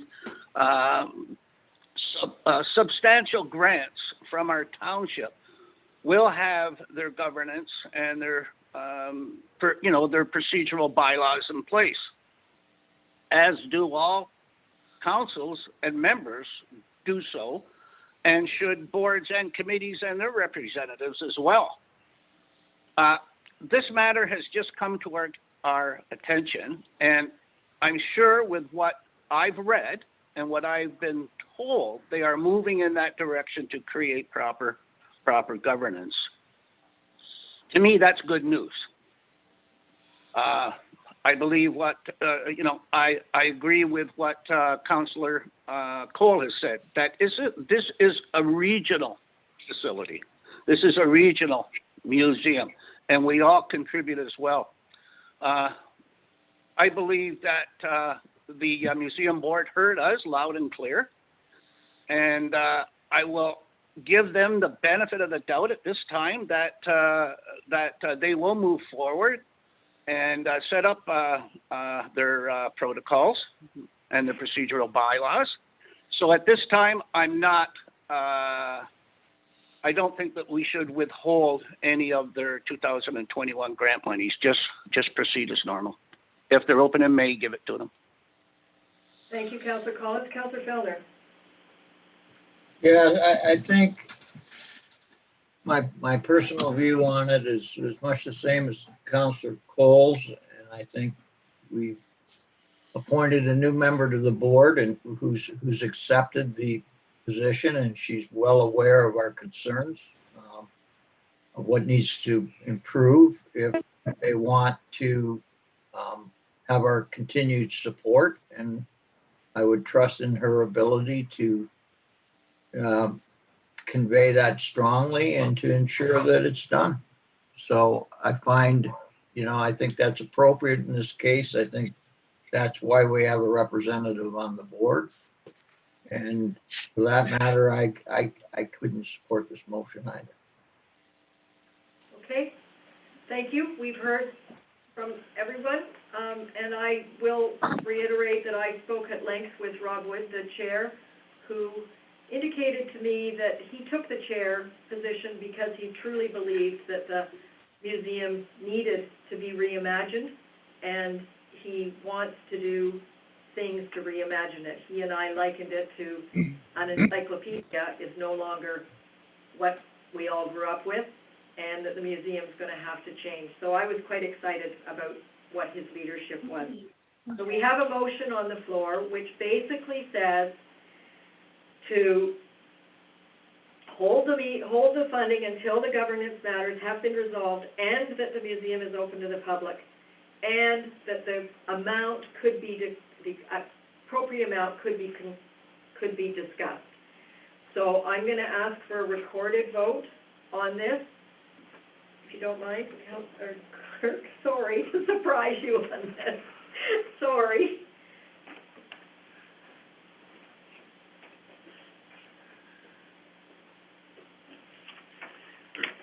Councillor Moffat has his hand up. Oh, I'm sorry, Councillor Moffat. Mayor, what is the point of a recorded vote? I'm concerned that it might be very close. No. Not based on what I heard. I'm gonna say it's gonna be 6-1. So just call the vote. Go ahead. Go ahead. Councillor Moffat. I'm for the motion.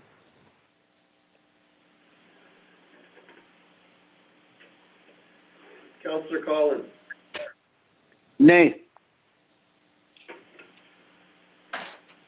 Councillor Finson. Nay. Councillor Osborne. Nay. Councillor Cole. Nay. Councillor Felder. Nay. Mayor McDermott. Nay. So the motion has been defeated, and I think at this stage I would ask Gail to attend her first board meeting, communicate the needs and wants of our council, and I do believe that it's a regional asset. I've also looked at the amounts of money that other townships contribute, which are significantly greater than ours. So let's support this reimagining and see what we can get for a regional asset. So, Gail, I will depend on you to communicate back to us after. I'll do my best. Okay. I will. Thank you very much, everybody. Okay. We are moving on. Does it have a resolution too? Yes, it does. Okay.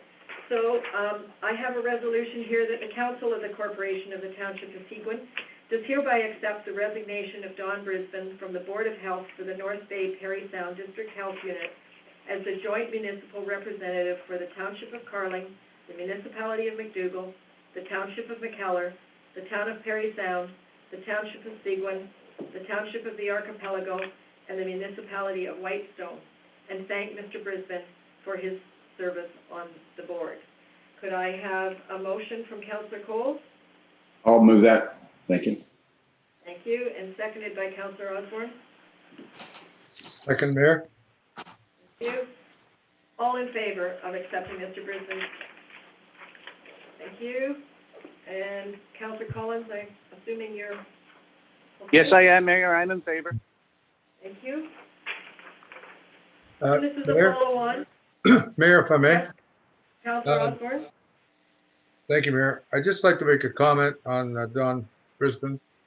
I don't know him personally, but I understand through several different people that he's done an outstanding job representing the area on that Board of Health. It's unfortunate what he ran into, and he does specify his reasons for leaving. There were reasons for his leaving. And hopefully the next representative on the North Bay Parish Sound Health Unit will be treated with more respect. Okay, thank you for the comment. I have a motion that the Council of the Corporation of the Township of Seguin does hereby support the appointment of Jamie McGarvey to the Board of Health for the North Bay Perry Sound Health Unit as the joint municipal representative for the Township of Carling, the Municipality of McDougall, the Township of McKellar, the Town of Perry Sound, the Township of Seguin, the Township of the Archipelago, and the Municipality of Whitestone. Could I have a motion by Councillor Fellner? So moved. And seconded by Councillor Collins? Yes, I'll second that motion, Mayor. Thank you. All in favor? I have a question from Councillor Osborne. I'm just saying, Mayor, I believe Mayor McGarvey's already been appointed, has he not, by the other municipalities? There was a majority of municipalities that already voted, and in lieu of calling a special meeting, we held our vote for that, but Right. he is already acting as the So this representative. is strictly housekeeping. We're just doing a rubber stamp here. That's correct. Thank you. All in favor of appointing Mayor McGarvey? You?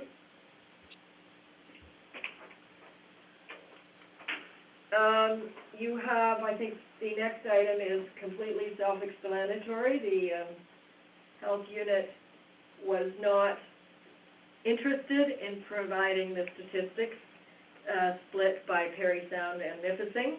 So that's their answer, and as far as I know, that's final. And now we have a motion. And this concerns vaccine allocation. Whereas the Township of Seguin is within the District of North Bay Perry Sound District Health Unit, and whereas the health unit received its first allocation of vaccine more than a month and a half later than Southern Ontario and Ottawa regions. Whereas the vaccine allocation for the health unit has not increased over time to compensate for the delay in provision of the first vaccine allocation. And whereas COVID-19 transmission rates in Northern Ontario, as evidenced by the effective reproduction numbers, this is called R(T), are among the highest in the province. And whereas, due to the vaccine allocation, the health unit is still in phase 1 of the rollout, while public health units in regions in Southern Ontario and Ottawa are in phase 2, and as of today, some are in phase 3. Whereas 26.5% of the population in the Perry Sound District and 22.4% of the population in the Nipissing District are age 65 or older, compared to 16.7% for all of Ontario, based on the 2016 census. Whereas the delay in the health unit vaccine allocation and smaller vaccine quantities are causing increasing inequities in the booking of COVID-19 vaccination clinics.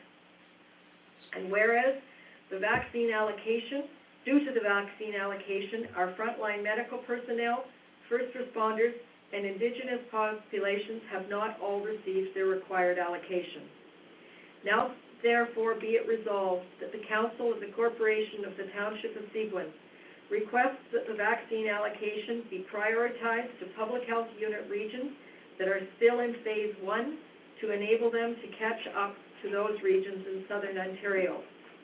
And furthermore, be it resolved that the motion be forwarded to the Honourable Doug Ford, Premier of Ontario, the Honourable Christine Elliott, Minister of Health, the Honourable Steve Clark, Minister of Municipal Affairs and Housing, Sylvia Jones, Solicitor General, Dr. David Williams, Chief Medical Officer of Health, Dr. Homer Tien, Chair of the Vaccination Task Force, Vic Fideli, MPP for Nipissing, Norm Miller, MPP for Parry Sound, Muskoka, John Van Hoff, MPP for Temiskaming, Cochrane, Mayor and Reeves within the North Bay Parry Sound District Health Unit, Ontario Boards of Health, and the Association of Local Public Health Agencies.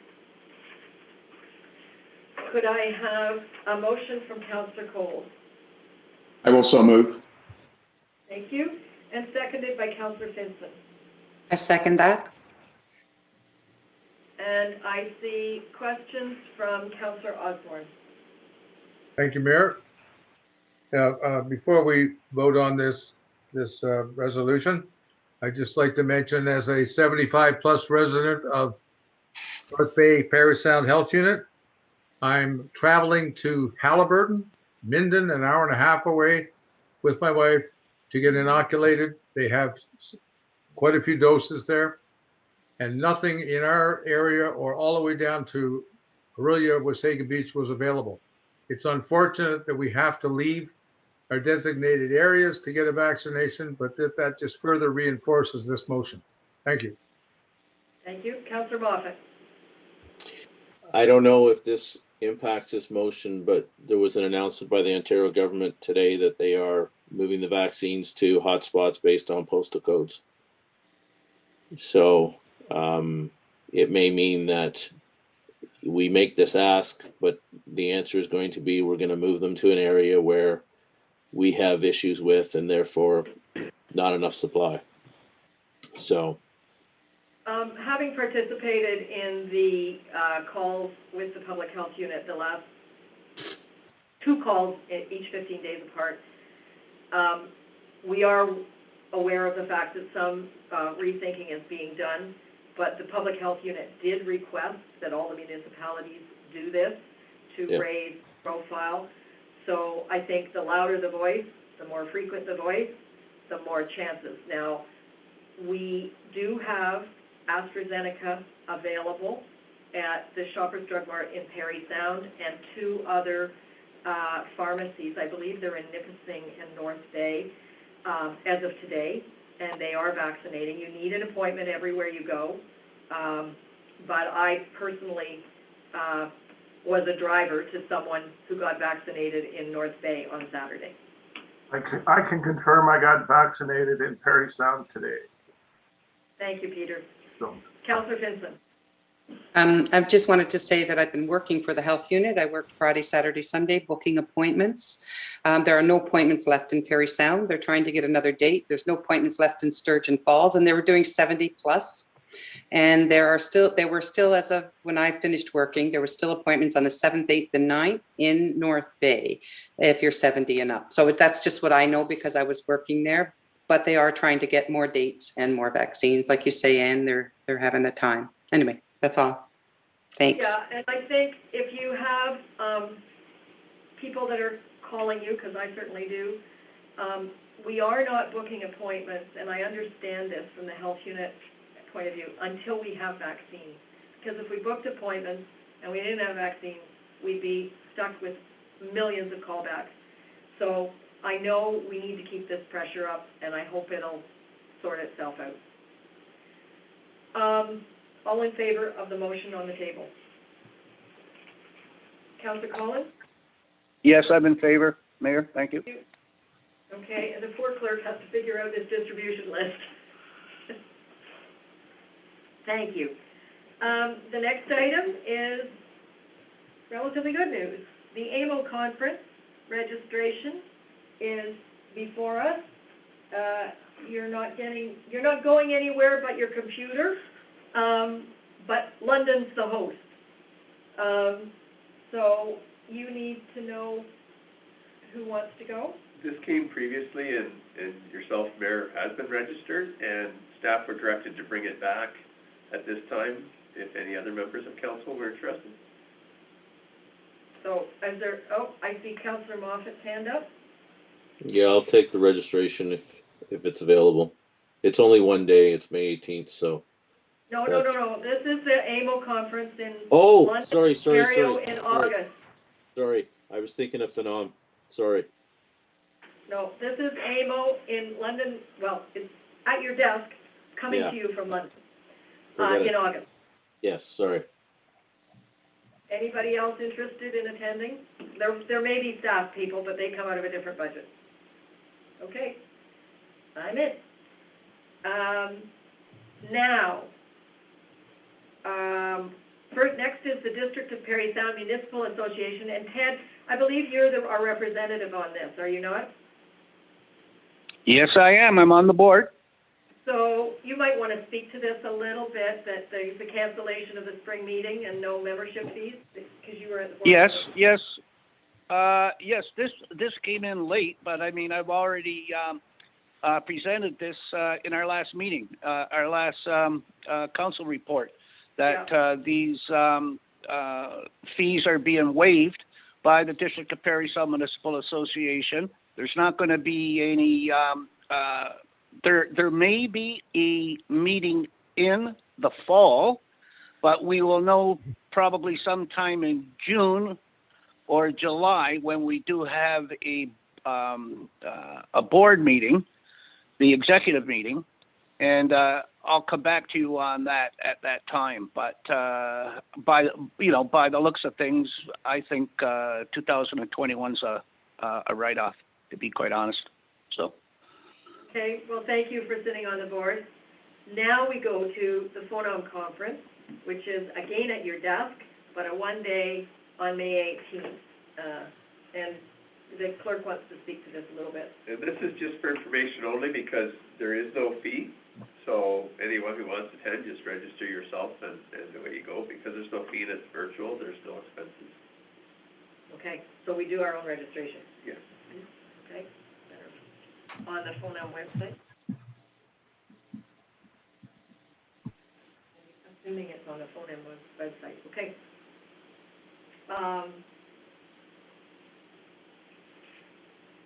think the next item is completely for your information, but they want us to reinforce a motion that's been made elsewhere. So the motion is, the Township of Seguin Council does hereby support the resolution from the City of St. Catharines, which is, copy is attached to Schedule A and it's in your agenda package, requesting an amendment to Schedule 6 of Bill 197, which is the Environmental Assessment Act, eliminating the adjacent municipality overreach powers, and that copy of this resolution be forwarded to Honorable Doug Ford, Premier, Honorable Jeff Europe, Minister of Environment, Conservation and Parks, Honorable Stephen Clark, Minister of Municipal Affairs and Housing, Norm Miller, MPP, Perry Sound, Muskoka, the Association of Ontario Municipalities, and the City of St.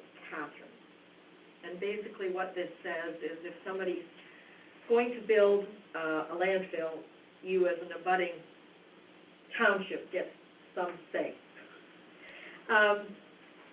So could I have a motion from Councillor Finson?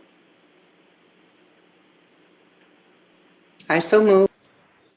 And seconded by Councillor Moffat. I'll second that, Mayor. All in favor? You, Councillor Collins, you okay? Yes, I'm in favor, Mayor. Thank you. Thank you. Oh, and this, again, is quite well explained in your agenda package. This is from Save Quiet Lakes, asking for our support with the National Decibel Coalition. So I will read the motion. Whereas Save Quiet Lakes has established the National Decibel Coalition of like-minded stakeholders called the Decibel Coalition. And whereas the objective of the Decibel Coalition is to have small vessel regulations, SOR-2010-91, enhanced by the federal government and Transport Canada to include decibel limits on the amount of noise from boat motors and provisions for effective and easy enforcement procedures.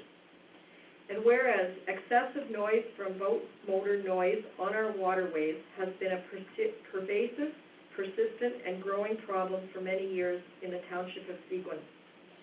And whereas jurisdiction of Canadian waterways is with the federal government, and as such, municipalities cannot make bylaws for our lakes and rivers.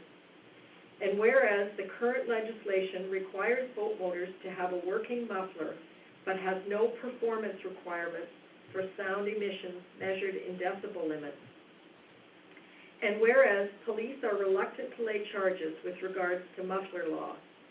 And whereas Transport Canada has recently opened the opportunity to discuss and receive comments on possible options and changes to the small vessels regulation with regards to boat mufflers and sound emissions. And whereas the Township of Seguin would welcome the enactment of these improved regulations in the interests of our community.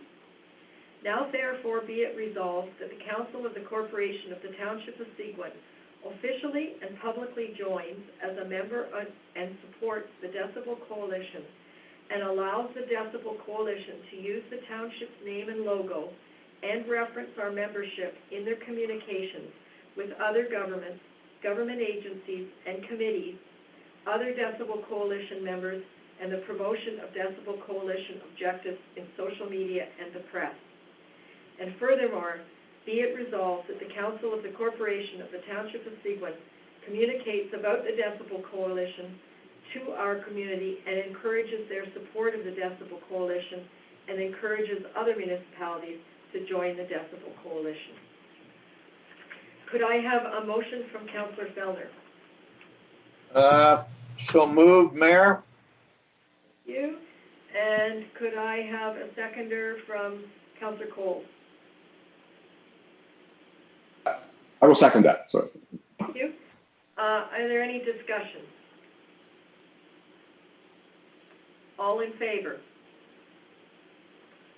Thank you. Councillor Collins? Yes, Mayor, I'm in favor.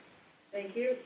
I should point out that I know Muskoka Lakes and Georgian Bay have also endorsed it, and it's coming before other municipalities as the meetings unfold. Okay, I have a motion here. Whereas the Township of Seguin has successfully completed speed control measures using 2 mobile units, and there have been requests for permanent pole-mounted units in certain areas. And whereas Sandy Plains Road and the Village of Rossall have been deemed trouble spots, therefore be it resolved that Council does hereby authorize and direct staff to purchase 2 additional permanent solar-powered speed monitoring units, and that the 2 existing units be retrofitted for solar power. Could I have a motion from Councillor Osborne? So moved, Mayor. And could I have a seconder from Councillor Moffat? I'll second that, Mayor.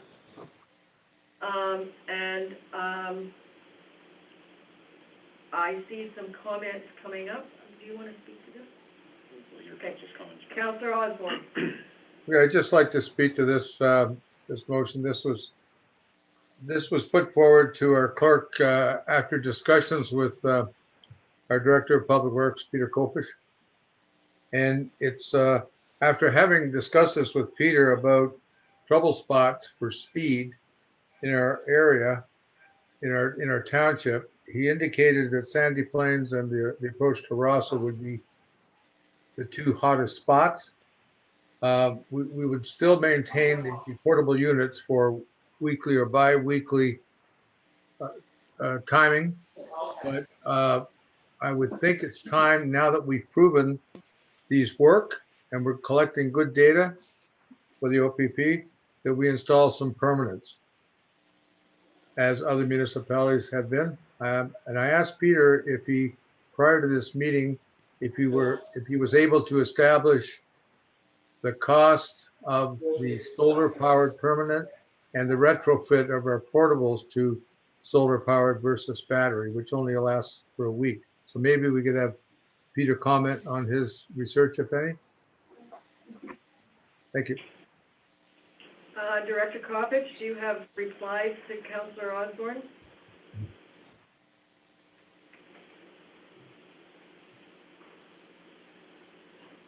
Okay, I'll go to Councillor Fellner, who has his hand up. Thank you, Mayor. Yeah, I just, my comment is this. I mean, I'm generally very supportive of what Councillor Osborne is suggesting. I just think that, it's evident traveling around that other municipalities have employed this method and it must be successful because they're all employing it. But I think that, we purchased the first two units to give us some data on roads. I know, for example, one road that I discussed with the Director of Public Works last fall, the Hamer Bay Road, was going to be looked at this spring. And spring is when it's the busiest, going in and out of, the resort facilities, et cetera, in there. So, I mean, although I'm in favor of purchasing units to install in Sandy Plains and to install in Rosso, I think they're long overdue in Rosso.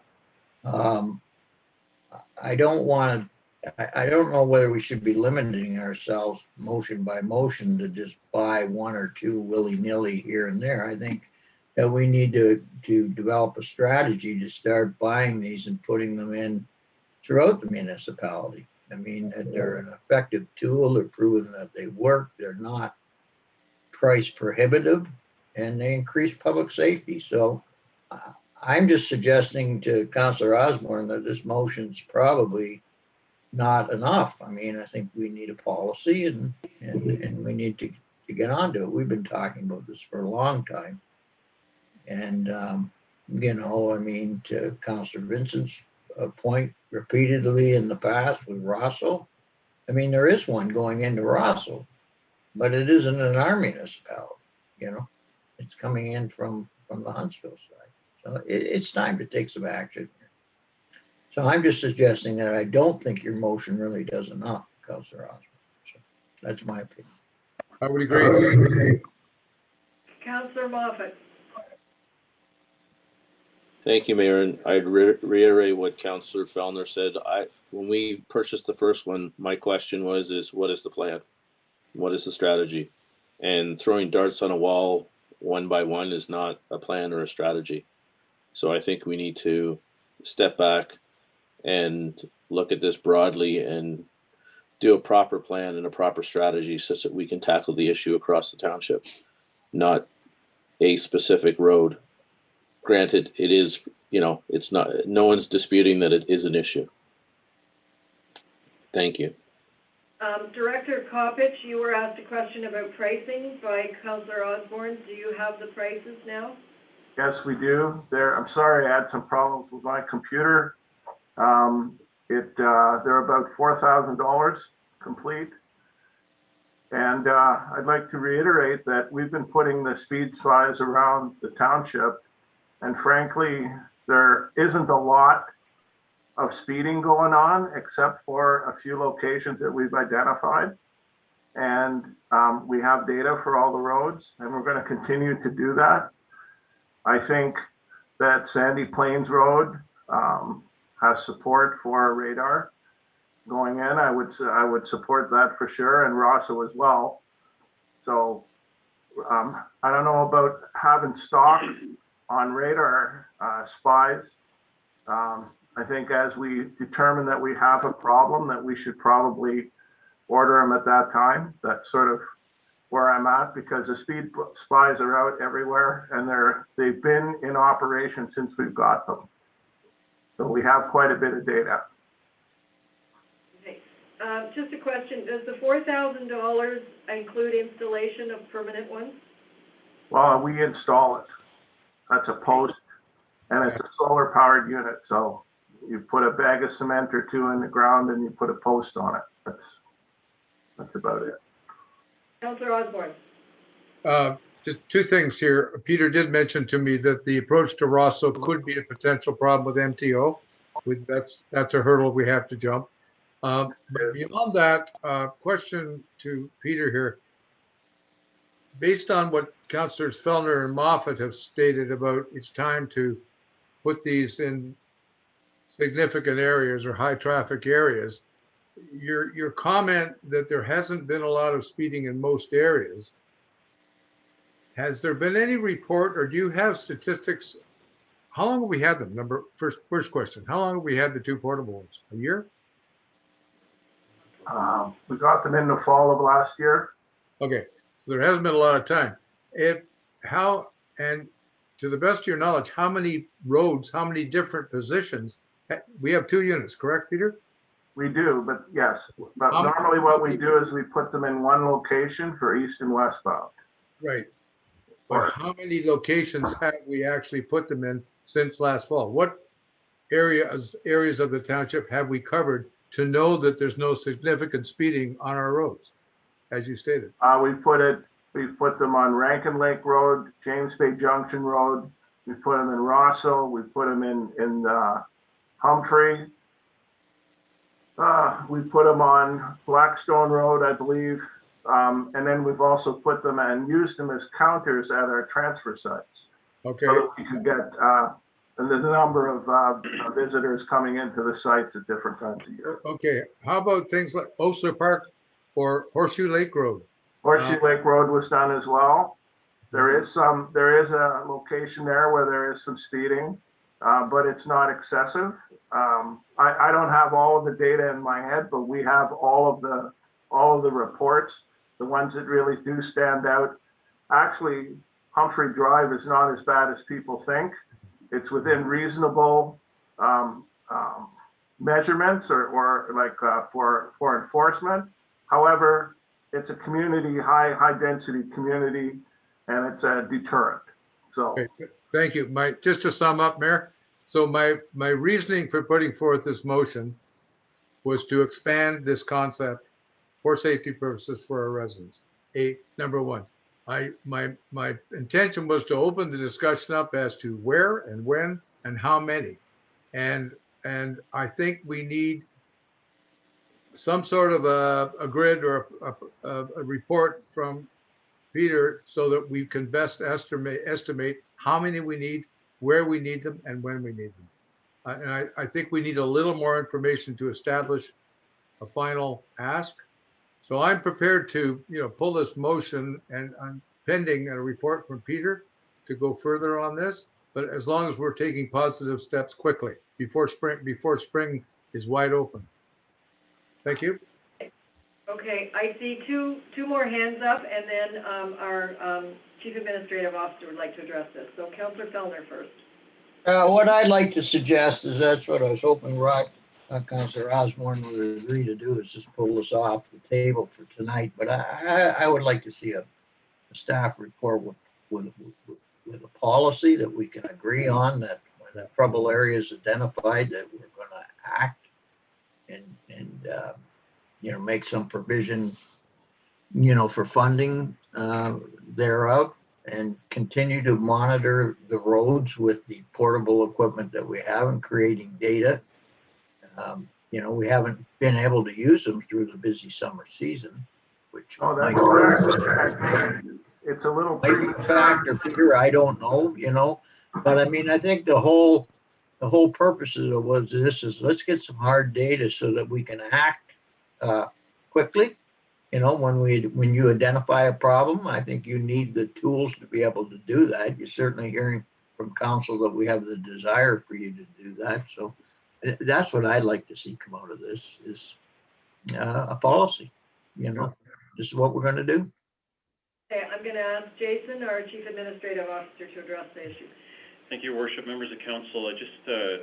I'll weigh in quickly, and then hopefully we can move along.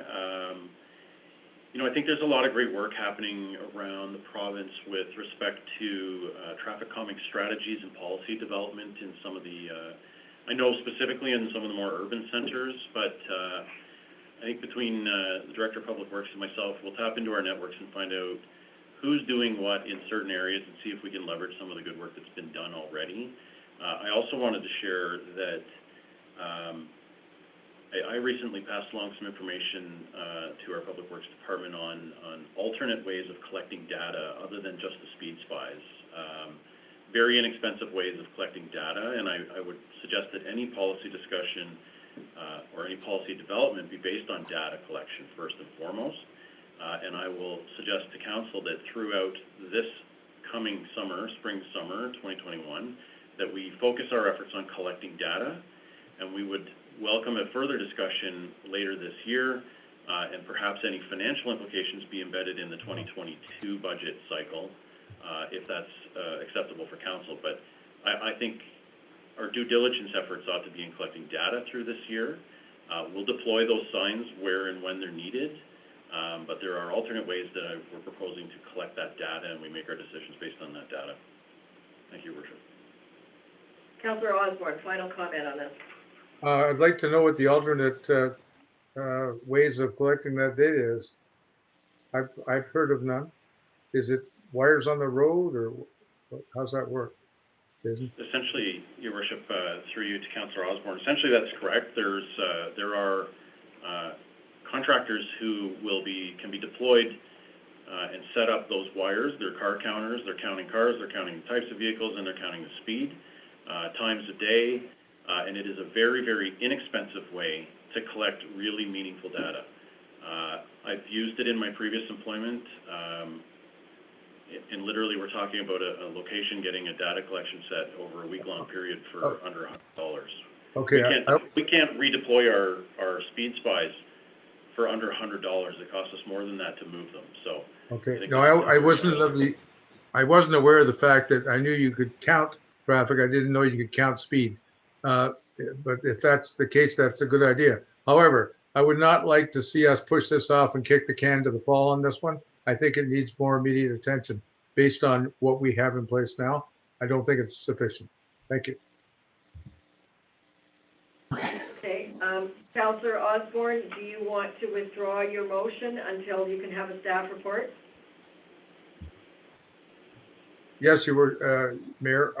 I'll withdraw that motion. But if we could get some sort of a report on whatever data we do have from Peter for, say, next meeting, or at least first meeting in May, that would be helpful, I think, to council. I do want to point out to you that the data that's being collected by Director Coppich is going directly to OPP, and they are the ones that kind of came back and said, you know, there isn't a lot of speeding happening in some of these places that we can catch. So the data is not just sitting on Peter's desk. It is being shared very strategically, and I think that's an important piece. Okay, well, I think it's time it's shared with council, Mayor. I believe since we make the decisions in this township, it's time it's shared with council, not just OPP. Thank you. Okay, thank you for your comments. Fine, will do. So, do I need to do anything to withdraw this, or just straight withdraw it? Wow, full of teeth. Okay, so we have a motion from Pat Flowers to remain on the Foley Recreation Committee, even though she's moved. And so this is the motion. Whereas Pat Flowers has advised council that Ms. Flowers is no longer a ratepayer or resident of the Township of Seguin. And whereas Ms. Flowers has been an active member of the Township of Seguin Foley Recreation Committee, and whereas Ms. Flowers has advised she would like to remain a member of the Foley Recreation Committee, and whereas the members of the Foley Recreation Committee have provided consensus to Ms. Flowers remaining a member of the committee, therefore be it resolved that the Council of the Corporation of the Township of Seguin does hereby reaffirm the appointment of Pat Flowers as a member of the Township of Seguin Foley Recreational Committee for the remainder of term of council. Could I have a motion by Councillor Moffat? I so move, Mayor. And seconded by Councillor Cole? Second that. All in favor? Oh, sorry, there's some questions. Councillor Osborne, sorry. You're on mute, Councillor Osborne. I'd like to bring to council's attention, we had a similar situation with a woman who was on the Humphrey Rec Committee who moved to Parry Sound. And unfortunately, I believe there was a policy that didn't allow her to remain as a member of the committee, although she does continue to volunteer for the committee. Maybe Craig can speak to that policy, because unfortunately we weren't able to keep her on our committee. I believe, I don't have it in front of me, but I believe you're correct, Councillor Osborne, that the lady did, and the request was made, and council did a similar resolution that did end up allowing her, even though like, as you say, the terms don't permit it. So she was originally, no longer on the committee, but then it did come to council at the request of the committee. Okay, so possibly we should revisit that policy and make that change so that we don't have to exempt each and every time somebody moves around. I don't know if we can adjust that policy, clerk, or not. Go ahead, Craig. We could. I wouldn't recommend it at this point because it's only happened, I believe, 3 times, and in all 3 of those cases, there were vacancies available, and it's not like there were other people from within the community that wanted on. So I think the policy is good, so council could, if there was that case, and then the 1-by-1 exemption where there are vacancies and there's no other people waiting. Okay. Councillor Benson, I believe that the exception was made for Mrs. Weldon, wasn't it? It was made here for Ray. For Mr. Weldon, okay. Yeah, it was for Ray Weldon, and I remember that, and the exception for Perry Sound as well, but it was covered by the clerk. I heard him talking about it, but yeah, we did talk about it. Okay. Councillor Moffat, your comment? No, I would just say that Ms. Flowers has been a longstanding citizen of Seguin Township and participated in a number of committees and everything else, and there is vacancy. There's always a need on the Foley Recreation Committee for bodies and input, so I wouldn't want to shut her out, and given that we have about a year or so, a year and a half, it's to me it's just a fait accompli that we should accept this and move forward without further discussion. Thank you. And there are many people that enjoy the activities of Foley that may not live officially in the township, so I'm all for it. If you've got a willing volunteer, let's make it easy. So we have a motion on the floor. All in favor? Councillor Collins? I'm in favor. Thank you. Okay, and I have a motion here, whereas the labor market group, the YMCA, and area municipalities have designed an online and hard copy mail survey to collect data on the need for intercommunity transportation in the West Perry Sound area. Therefore, be it resolved that the Council of the Corporation of the Township of Seguin does hereby support this data collection and authorizes the use of the Township of Seguin logo on the survey, the publication of online survey on the Township's website and social media pages, and the use of Township of Seguin library branches in the municipal office to be collection centers for hard copy survey. Could I have a motion from Councillor Finzel? I so move. And seconded by Councillor Fellner. Okay, thank you. I see your hand up. And I'm going to ask Councillor Finson to speak to it. Oh, you're on mute. Gail. I thought I took myself off, sorry. So I've been working with Anne, Lisa, and Stacy. We've been meeting on developing a survey to see what people's needs are for transportation. They put a survey has been put together, which is going to be paid for by the labor market group. There have been some suggestions and some input to the survey, so it's not complete. There's a spelling error on page 2, which will be corrected. And there's been some other suggestions which will be included before the final survey goes out. They're just trying to, figure out a way to get people from A to B and see if we've got enough people that really want that. So any questions, I hope I can answer. I'm not sure. Councillor Moffat. I think this is a great initiative, just as we spoke about speed spies. We need the data. And it's interesting that the reaction at the Township of Archipelago was a bit hot and cold with regard. I think this was the issue that was kind of hot and cold. But again, sitting as the co-chair of IceCap, and there's certainly a dovetail to, getting people around in the most efficient way. It doesn't necessarily mean a bus, a regular transit, but it does need collection of data in order to make a decision. And until we have that data, then you're just making stuff up. So. Agree. Yeah, anecdotally, we hear from our seniors, the Y and the labor market people, they're into it because people can't get to jobs. They rate someone who has a driver's license 5 times higher than someone that rides a bicycle when they come in looking for a job, just because they can get to work. And if they have a car, they get like super duper gold points. So we need to look at this, and there is funding in the new draft Northern Ontario Transportation for rural and inter-rural transportation. But to write any kind of a proposal, we need the data. So we were delighted to have the labor market group say, yep, we'll help you collect it and we'll pay for it. And as much as the Archipelago article that ended up in the newspaper seemed like they were lukewarm or somewhat, the mayor was the first one, or the Reeve was the first one to call me and said, you left out water transportation, get that in there.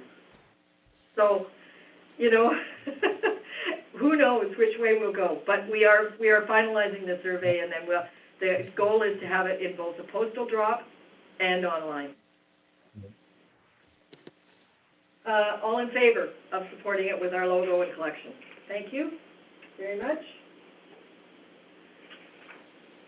Okay, we have a motion that the bylaw number 2021-027, being a bylaw to authorize and approve the execution of a fire safety grant transfer payment agreement between Her Majesty the Queen and the Right of Ontario, as represented by the Office of the Fire Marshal and the Corporation of the Township of Seguin for increased training opportunities, is hereby deemed to have been read a first, second, and third time and passed by council.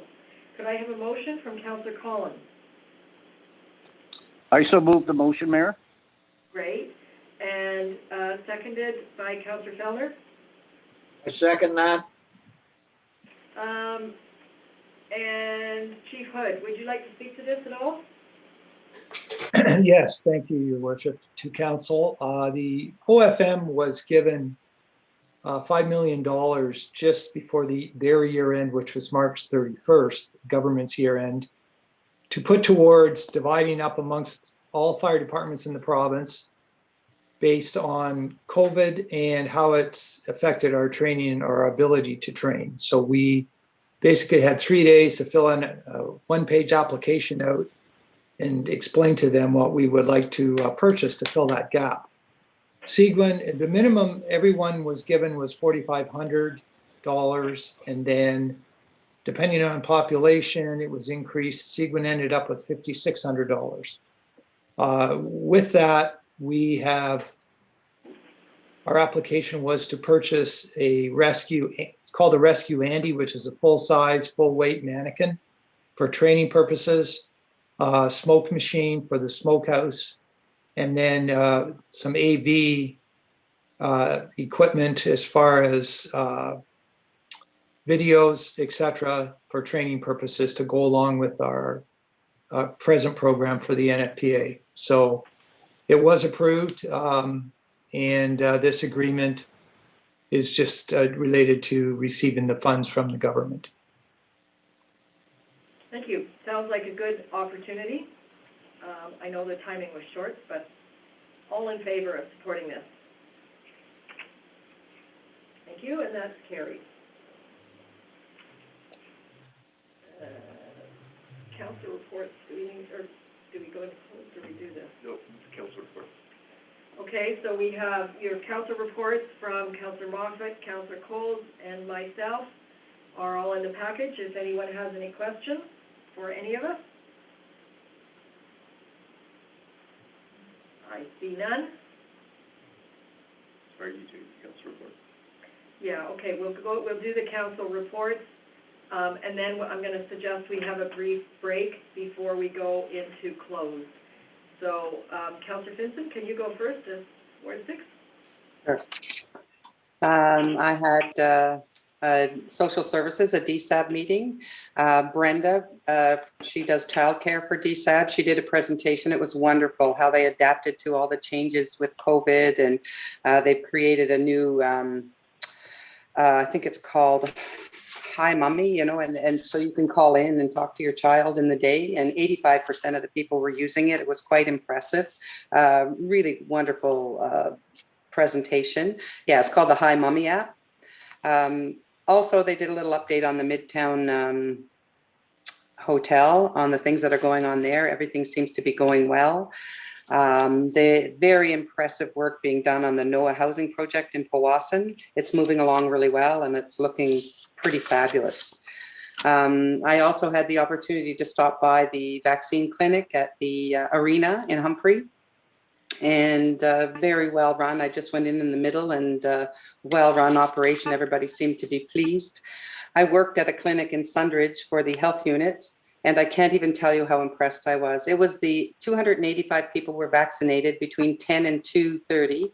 And I can tell you there wasn't one person waiting in line. They had wheelchairs ready. The volunteers made you want to cry. They were that good. It was amazing. It was the best 5 hours standing on my feet in my life. It was really good. The seniors were amazed. They were so happy to be there. I did the 80s and over. Anyway, it was a fantastic clinic, and the health unit did an amazing job. I was really more than impressed, and I've been helping them out by doing booking vaccines. I did it for 5 hours Friday, Saturday, and Sunday this past weekend. It was hard, man. I was tired, and when I got home, I was glad to sit down and have a glass. but it was long, but it was worthwhile. I felt like I was doing something, right? I felt like I was helping out, and I quite enjoyed it. It was hard, but I enjoyed doing it. The transportation update I've already done. I've had several calls on vaccines. I know, Rod, you were concerned. There's so many people concerned, and it's really hard to get through. I know they're trying so hard. They've got so many people working on all hours, like they worked all day yesterday as well. So hopefully things will get better with all of this stuff you've done, Anne, and hopefully things will get better. And I think that's it. Just a lot of calls on the vaccines, and just mostly phone calls in this past couple of weeks. Anyway, that's all I have. Thank you. Councillor Collins, do you have a report? I just had a DSAD meeting as well with Councillor Finson, and she just did an amazing job describing what our council meeting was all about. I have nothing else to report. Thank you. Councillor Felder. Yeah, thank you, Mayor. We had a committee of adjustment meeting earlier in the month, or pardon me, in the prior month that I attended. We had an increased number of applications, and looks like we've got even more this month. We had a library board meeting, and I want to thank Jason for attending, and I think we had a very robust discussion amongst our CAO and the members on how we can maybe provide an exceptional experience in the Humphrey libraries. Really encouraged by this. I think we're on the right track, and Jason's offered to help in some of the other matters.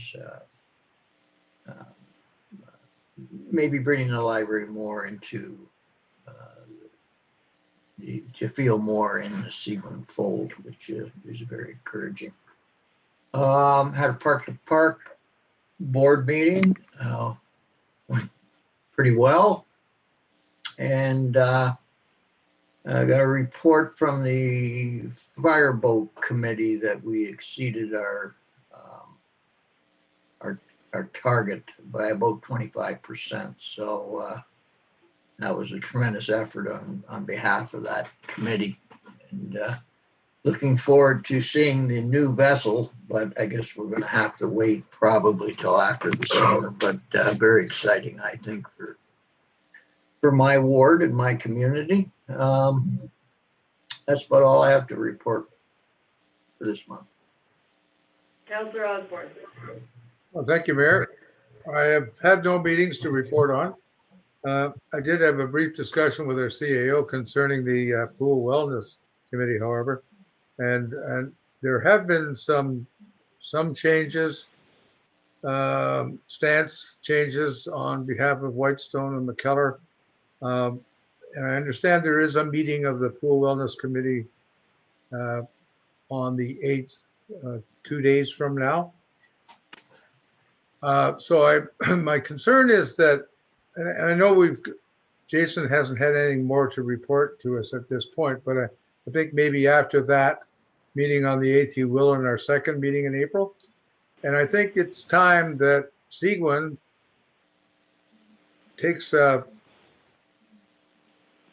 engages in public consultation with our people. Whitestone's done it, McKellar's done it. I'm not sure about Carling. We haven't reached out to our constituents to know where they stand on this thing. There was very few in the regional survey commented. And I think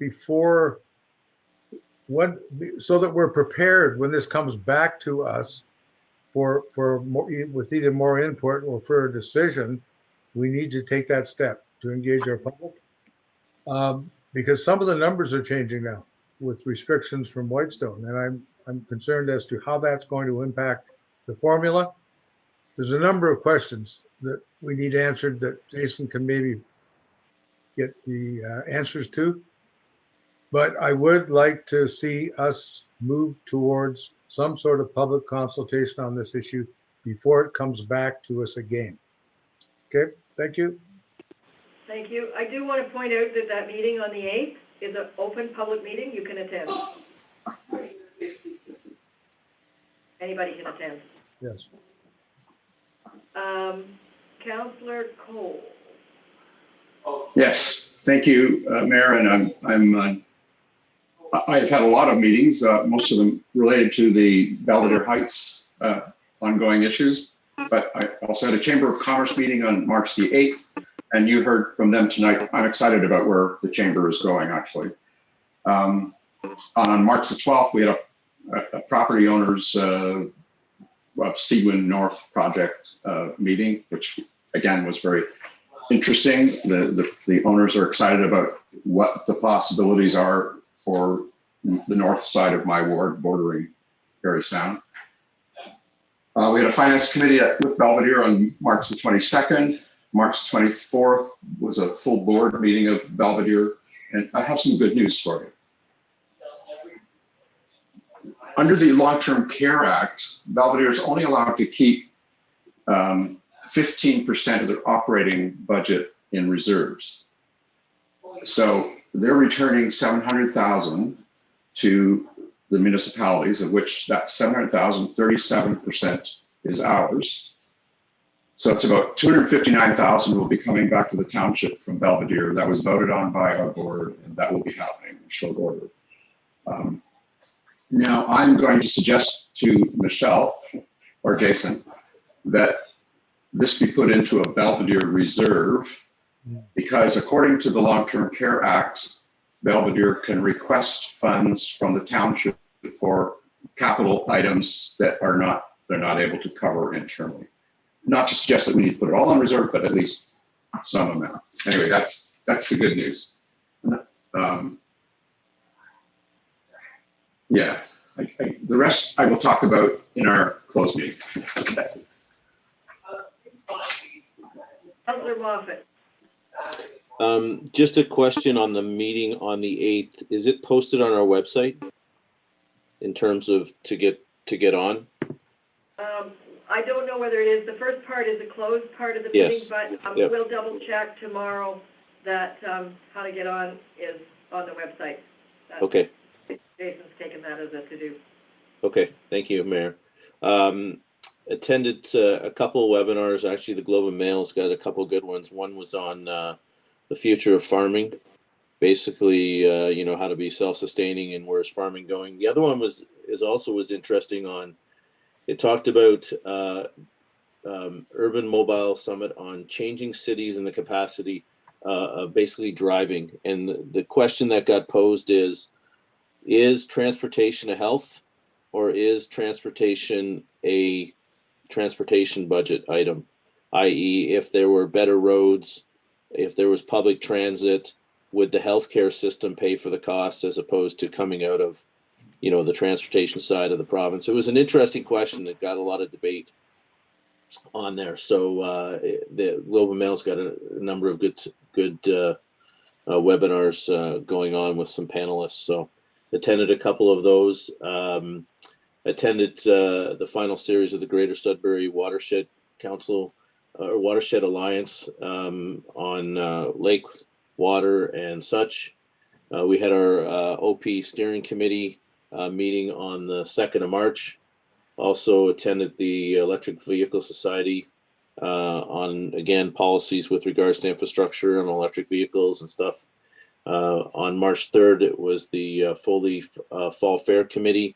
We are looking at holding the fair this year, trying to piece together some things, whether we'll do takeout. We're looking at maybe doing the exhibits, which we can do. We're talking about maybe doing a silent auction. We're looking at doing the horse show, but you would actually be doing the horse show from wherever, whenever you can. You'd be submitting that video for a judge to review and judge the horse and rider.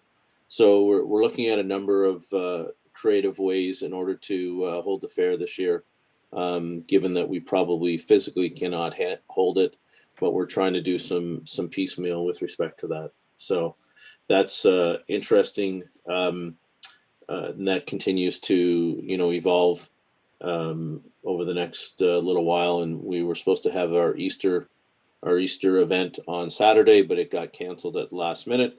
So these are, we plan and we try to do things and they get shelved at the last minute. We have our IceCap annual meeting upcoming this week. So we did our planning for that, and we are expecting a good number of people on our Zoom call on Thursday on that. I also attended the Whitestone Special Committee meeting on the Wellness Center. I attended for the first little bit and then tried to get back on. I went to the Foley Fair meeting, tried to get back on, and it was completely jammed. It was maxed to capacity. So attended several Watershed Council meetings, committees over the last month, and received a number of calls either on the Wellness Center, the short-term rental. Our press release got a lot of I would say, buzz. People were like, "What is this new?"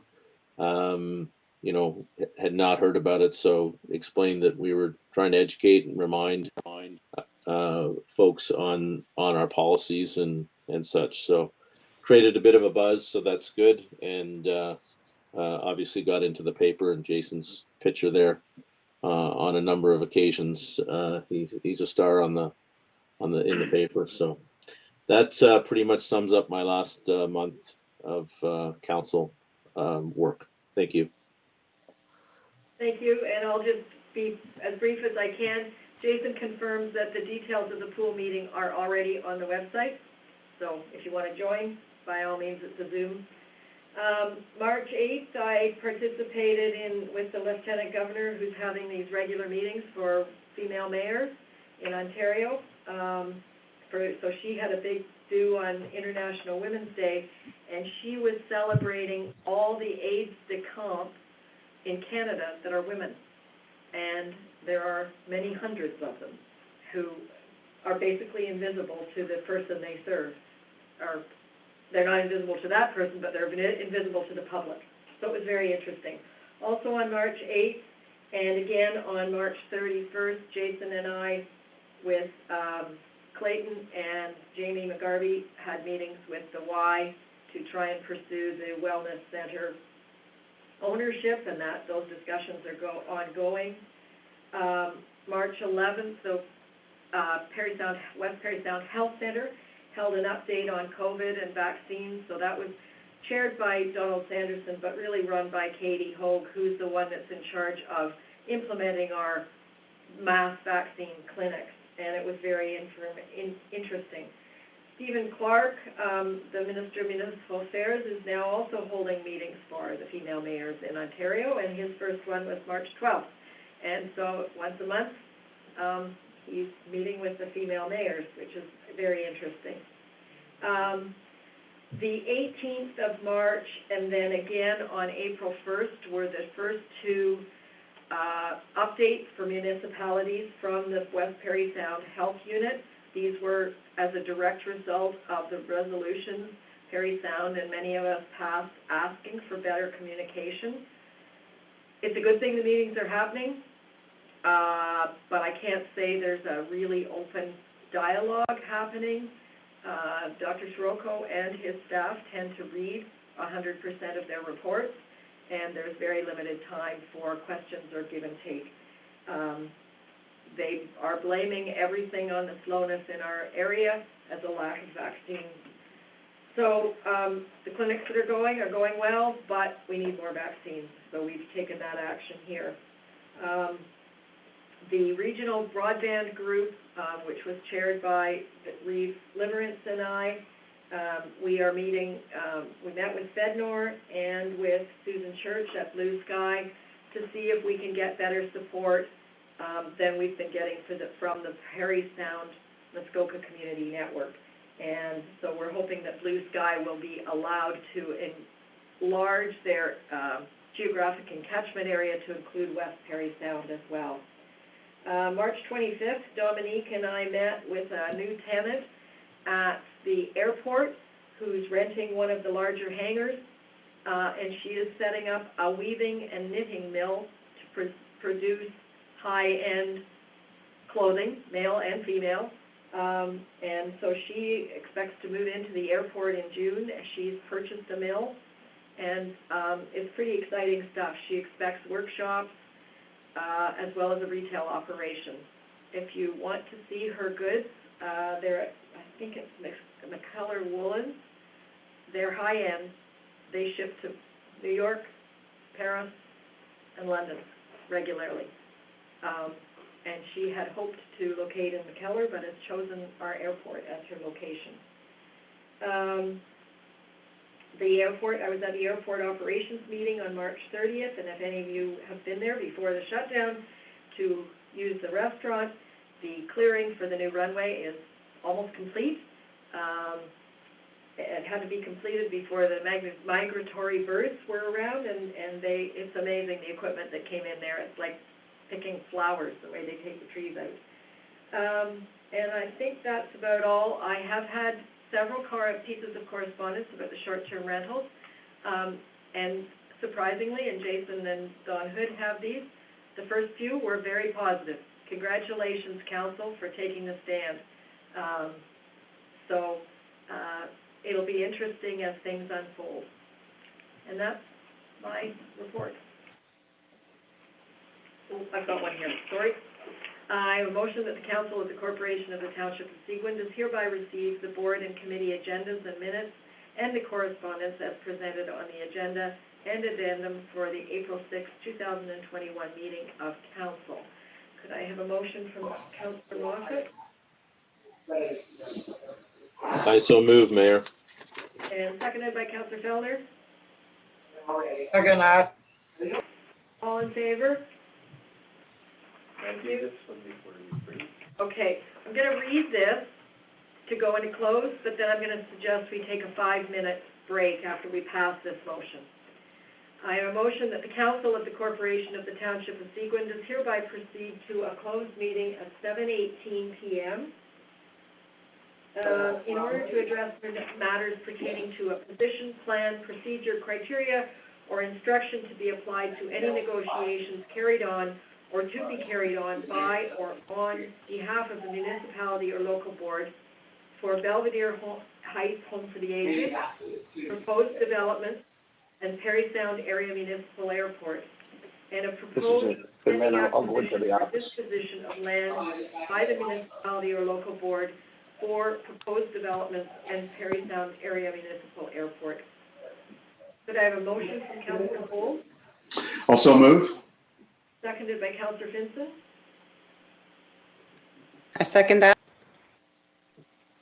All in favor?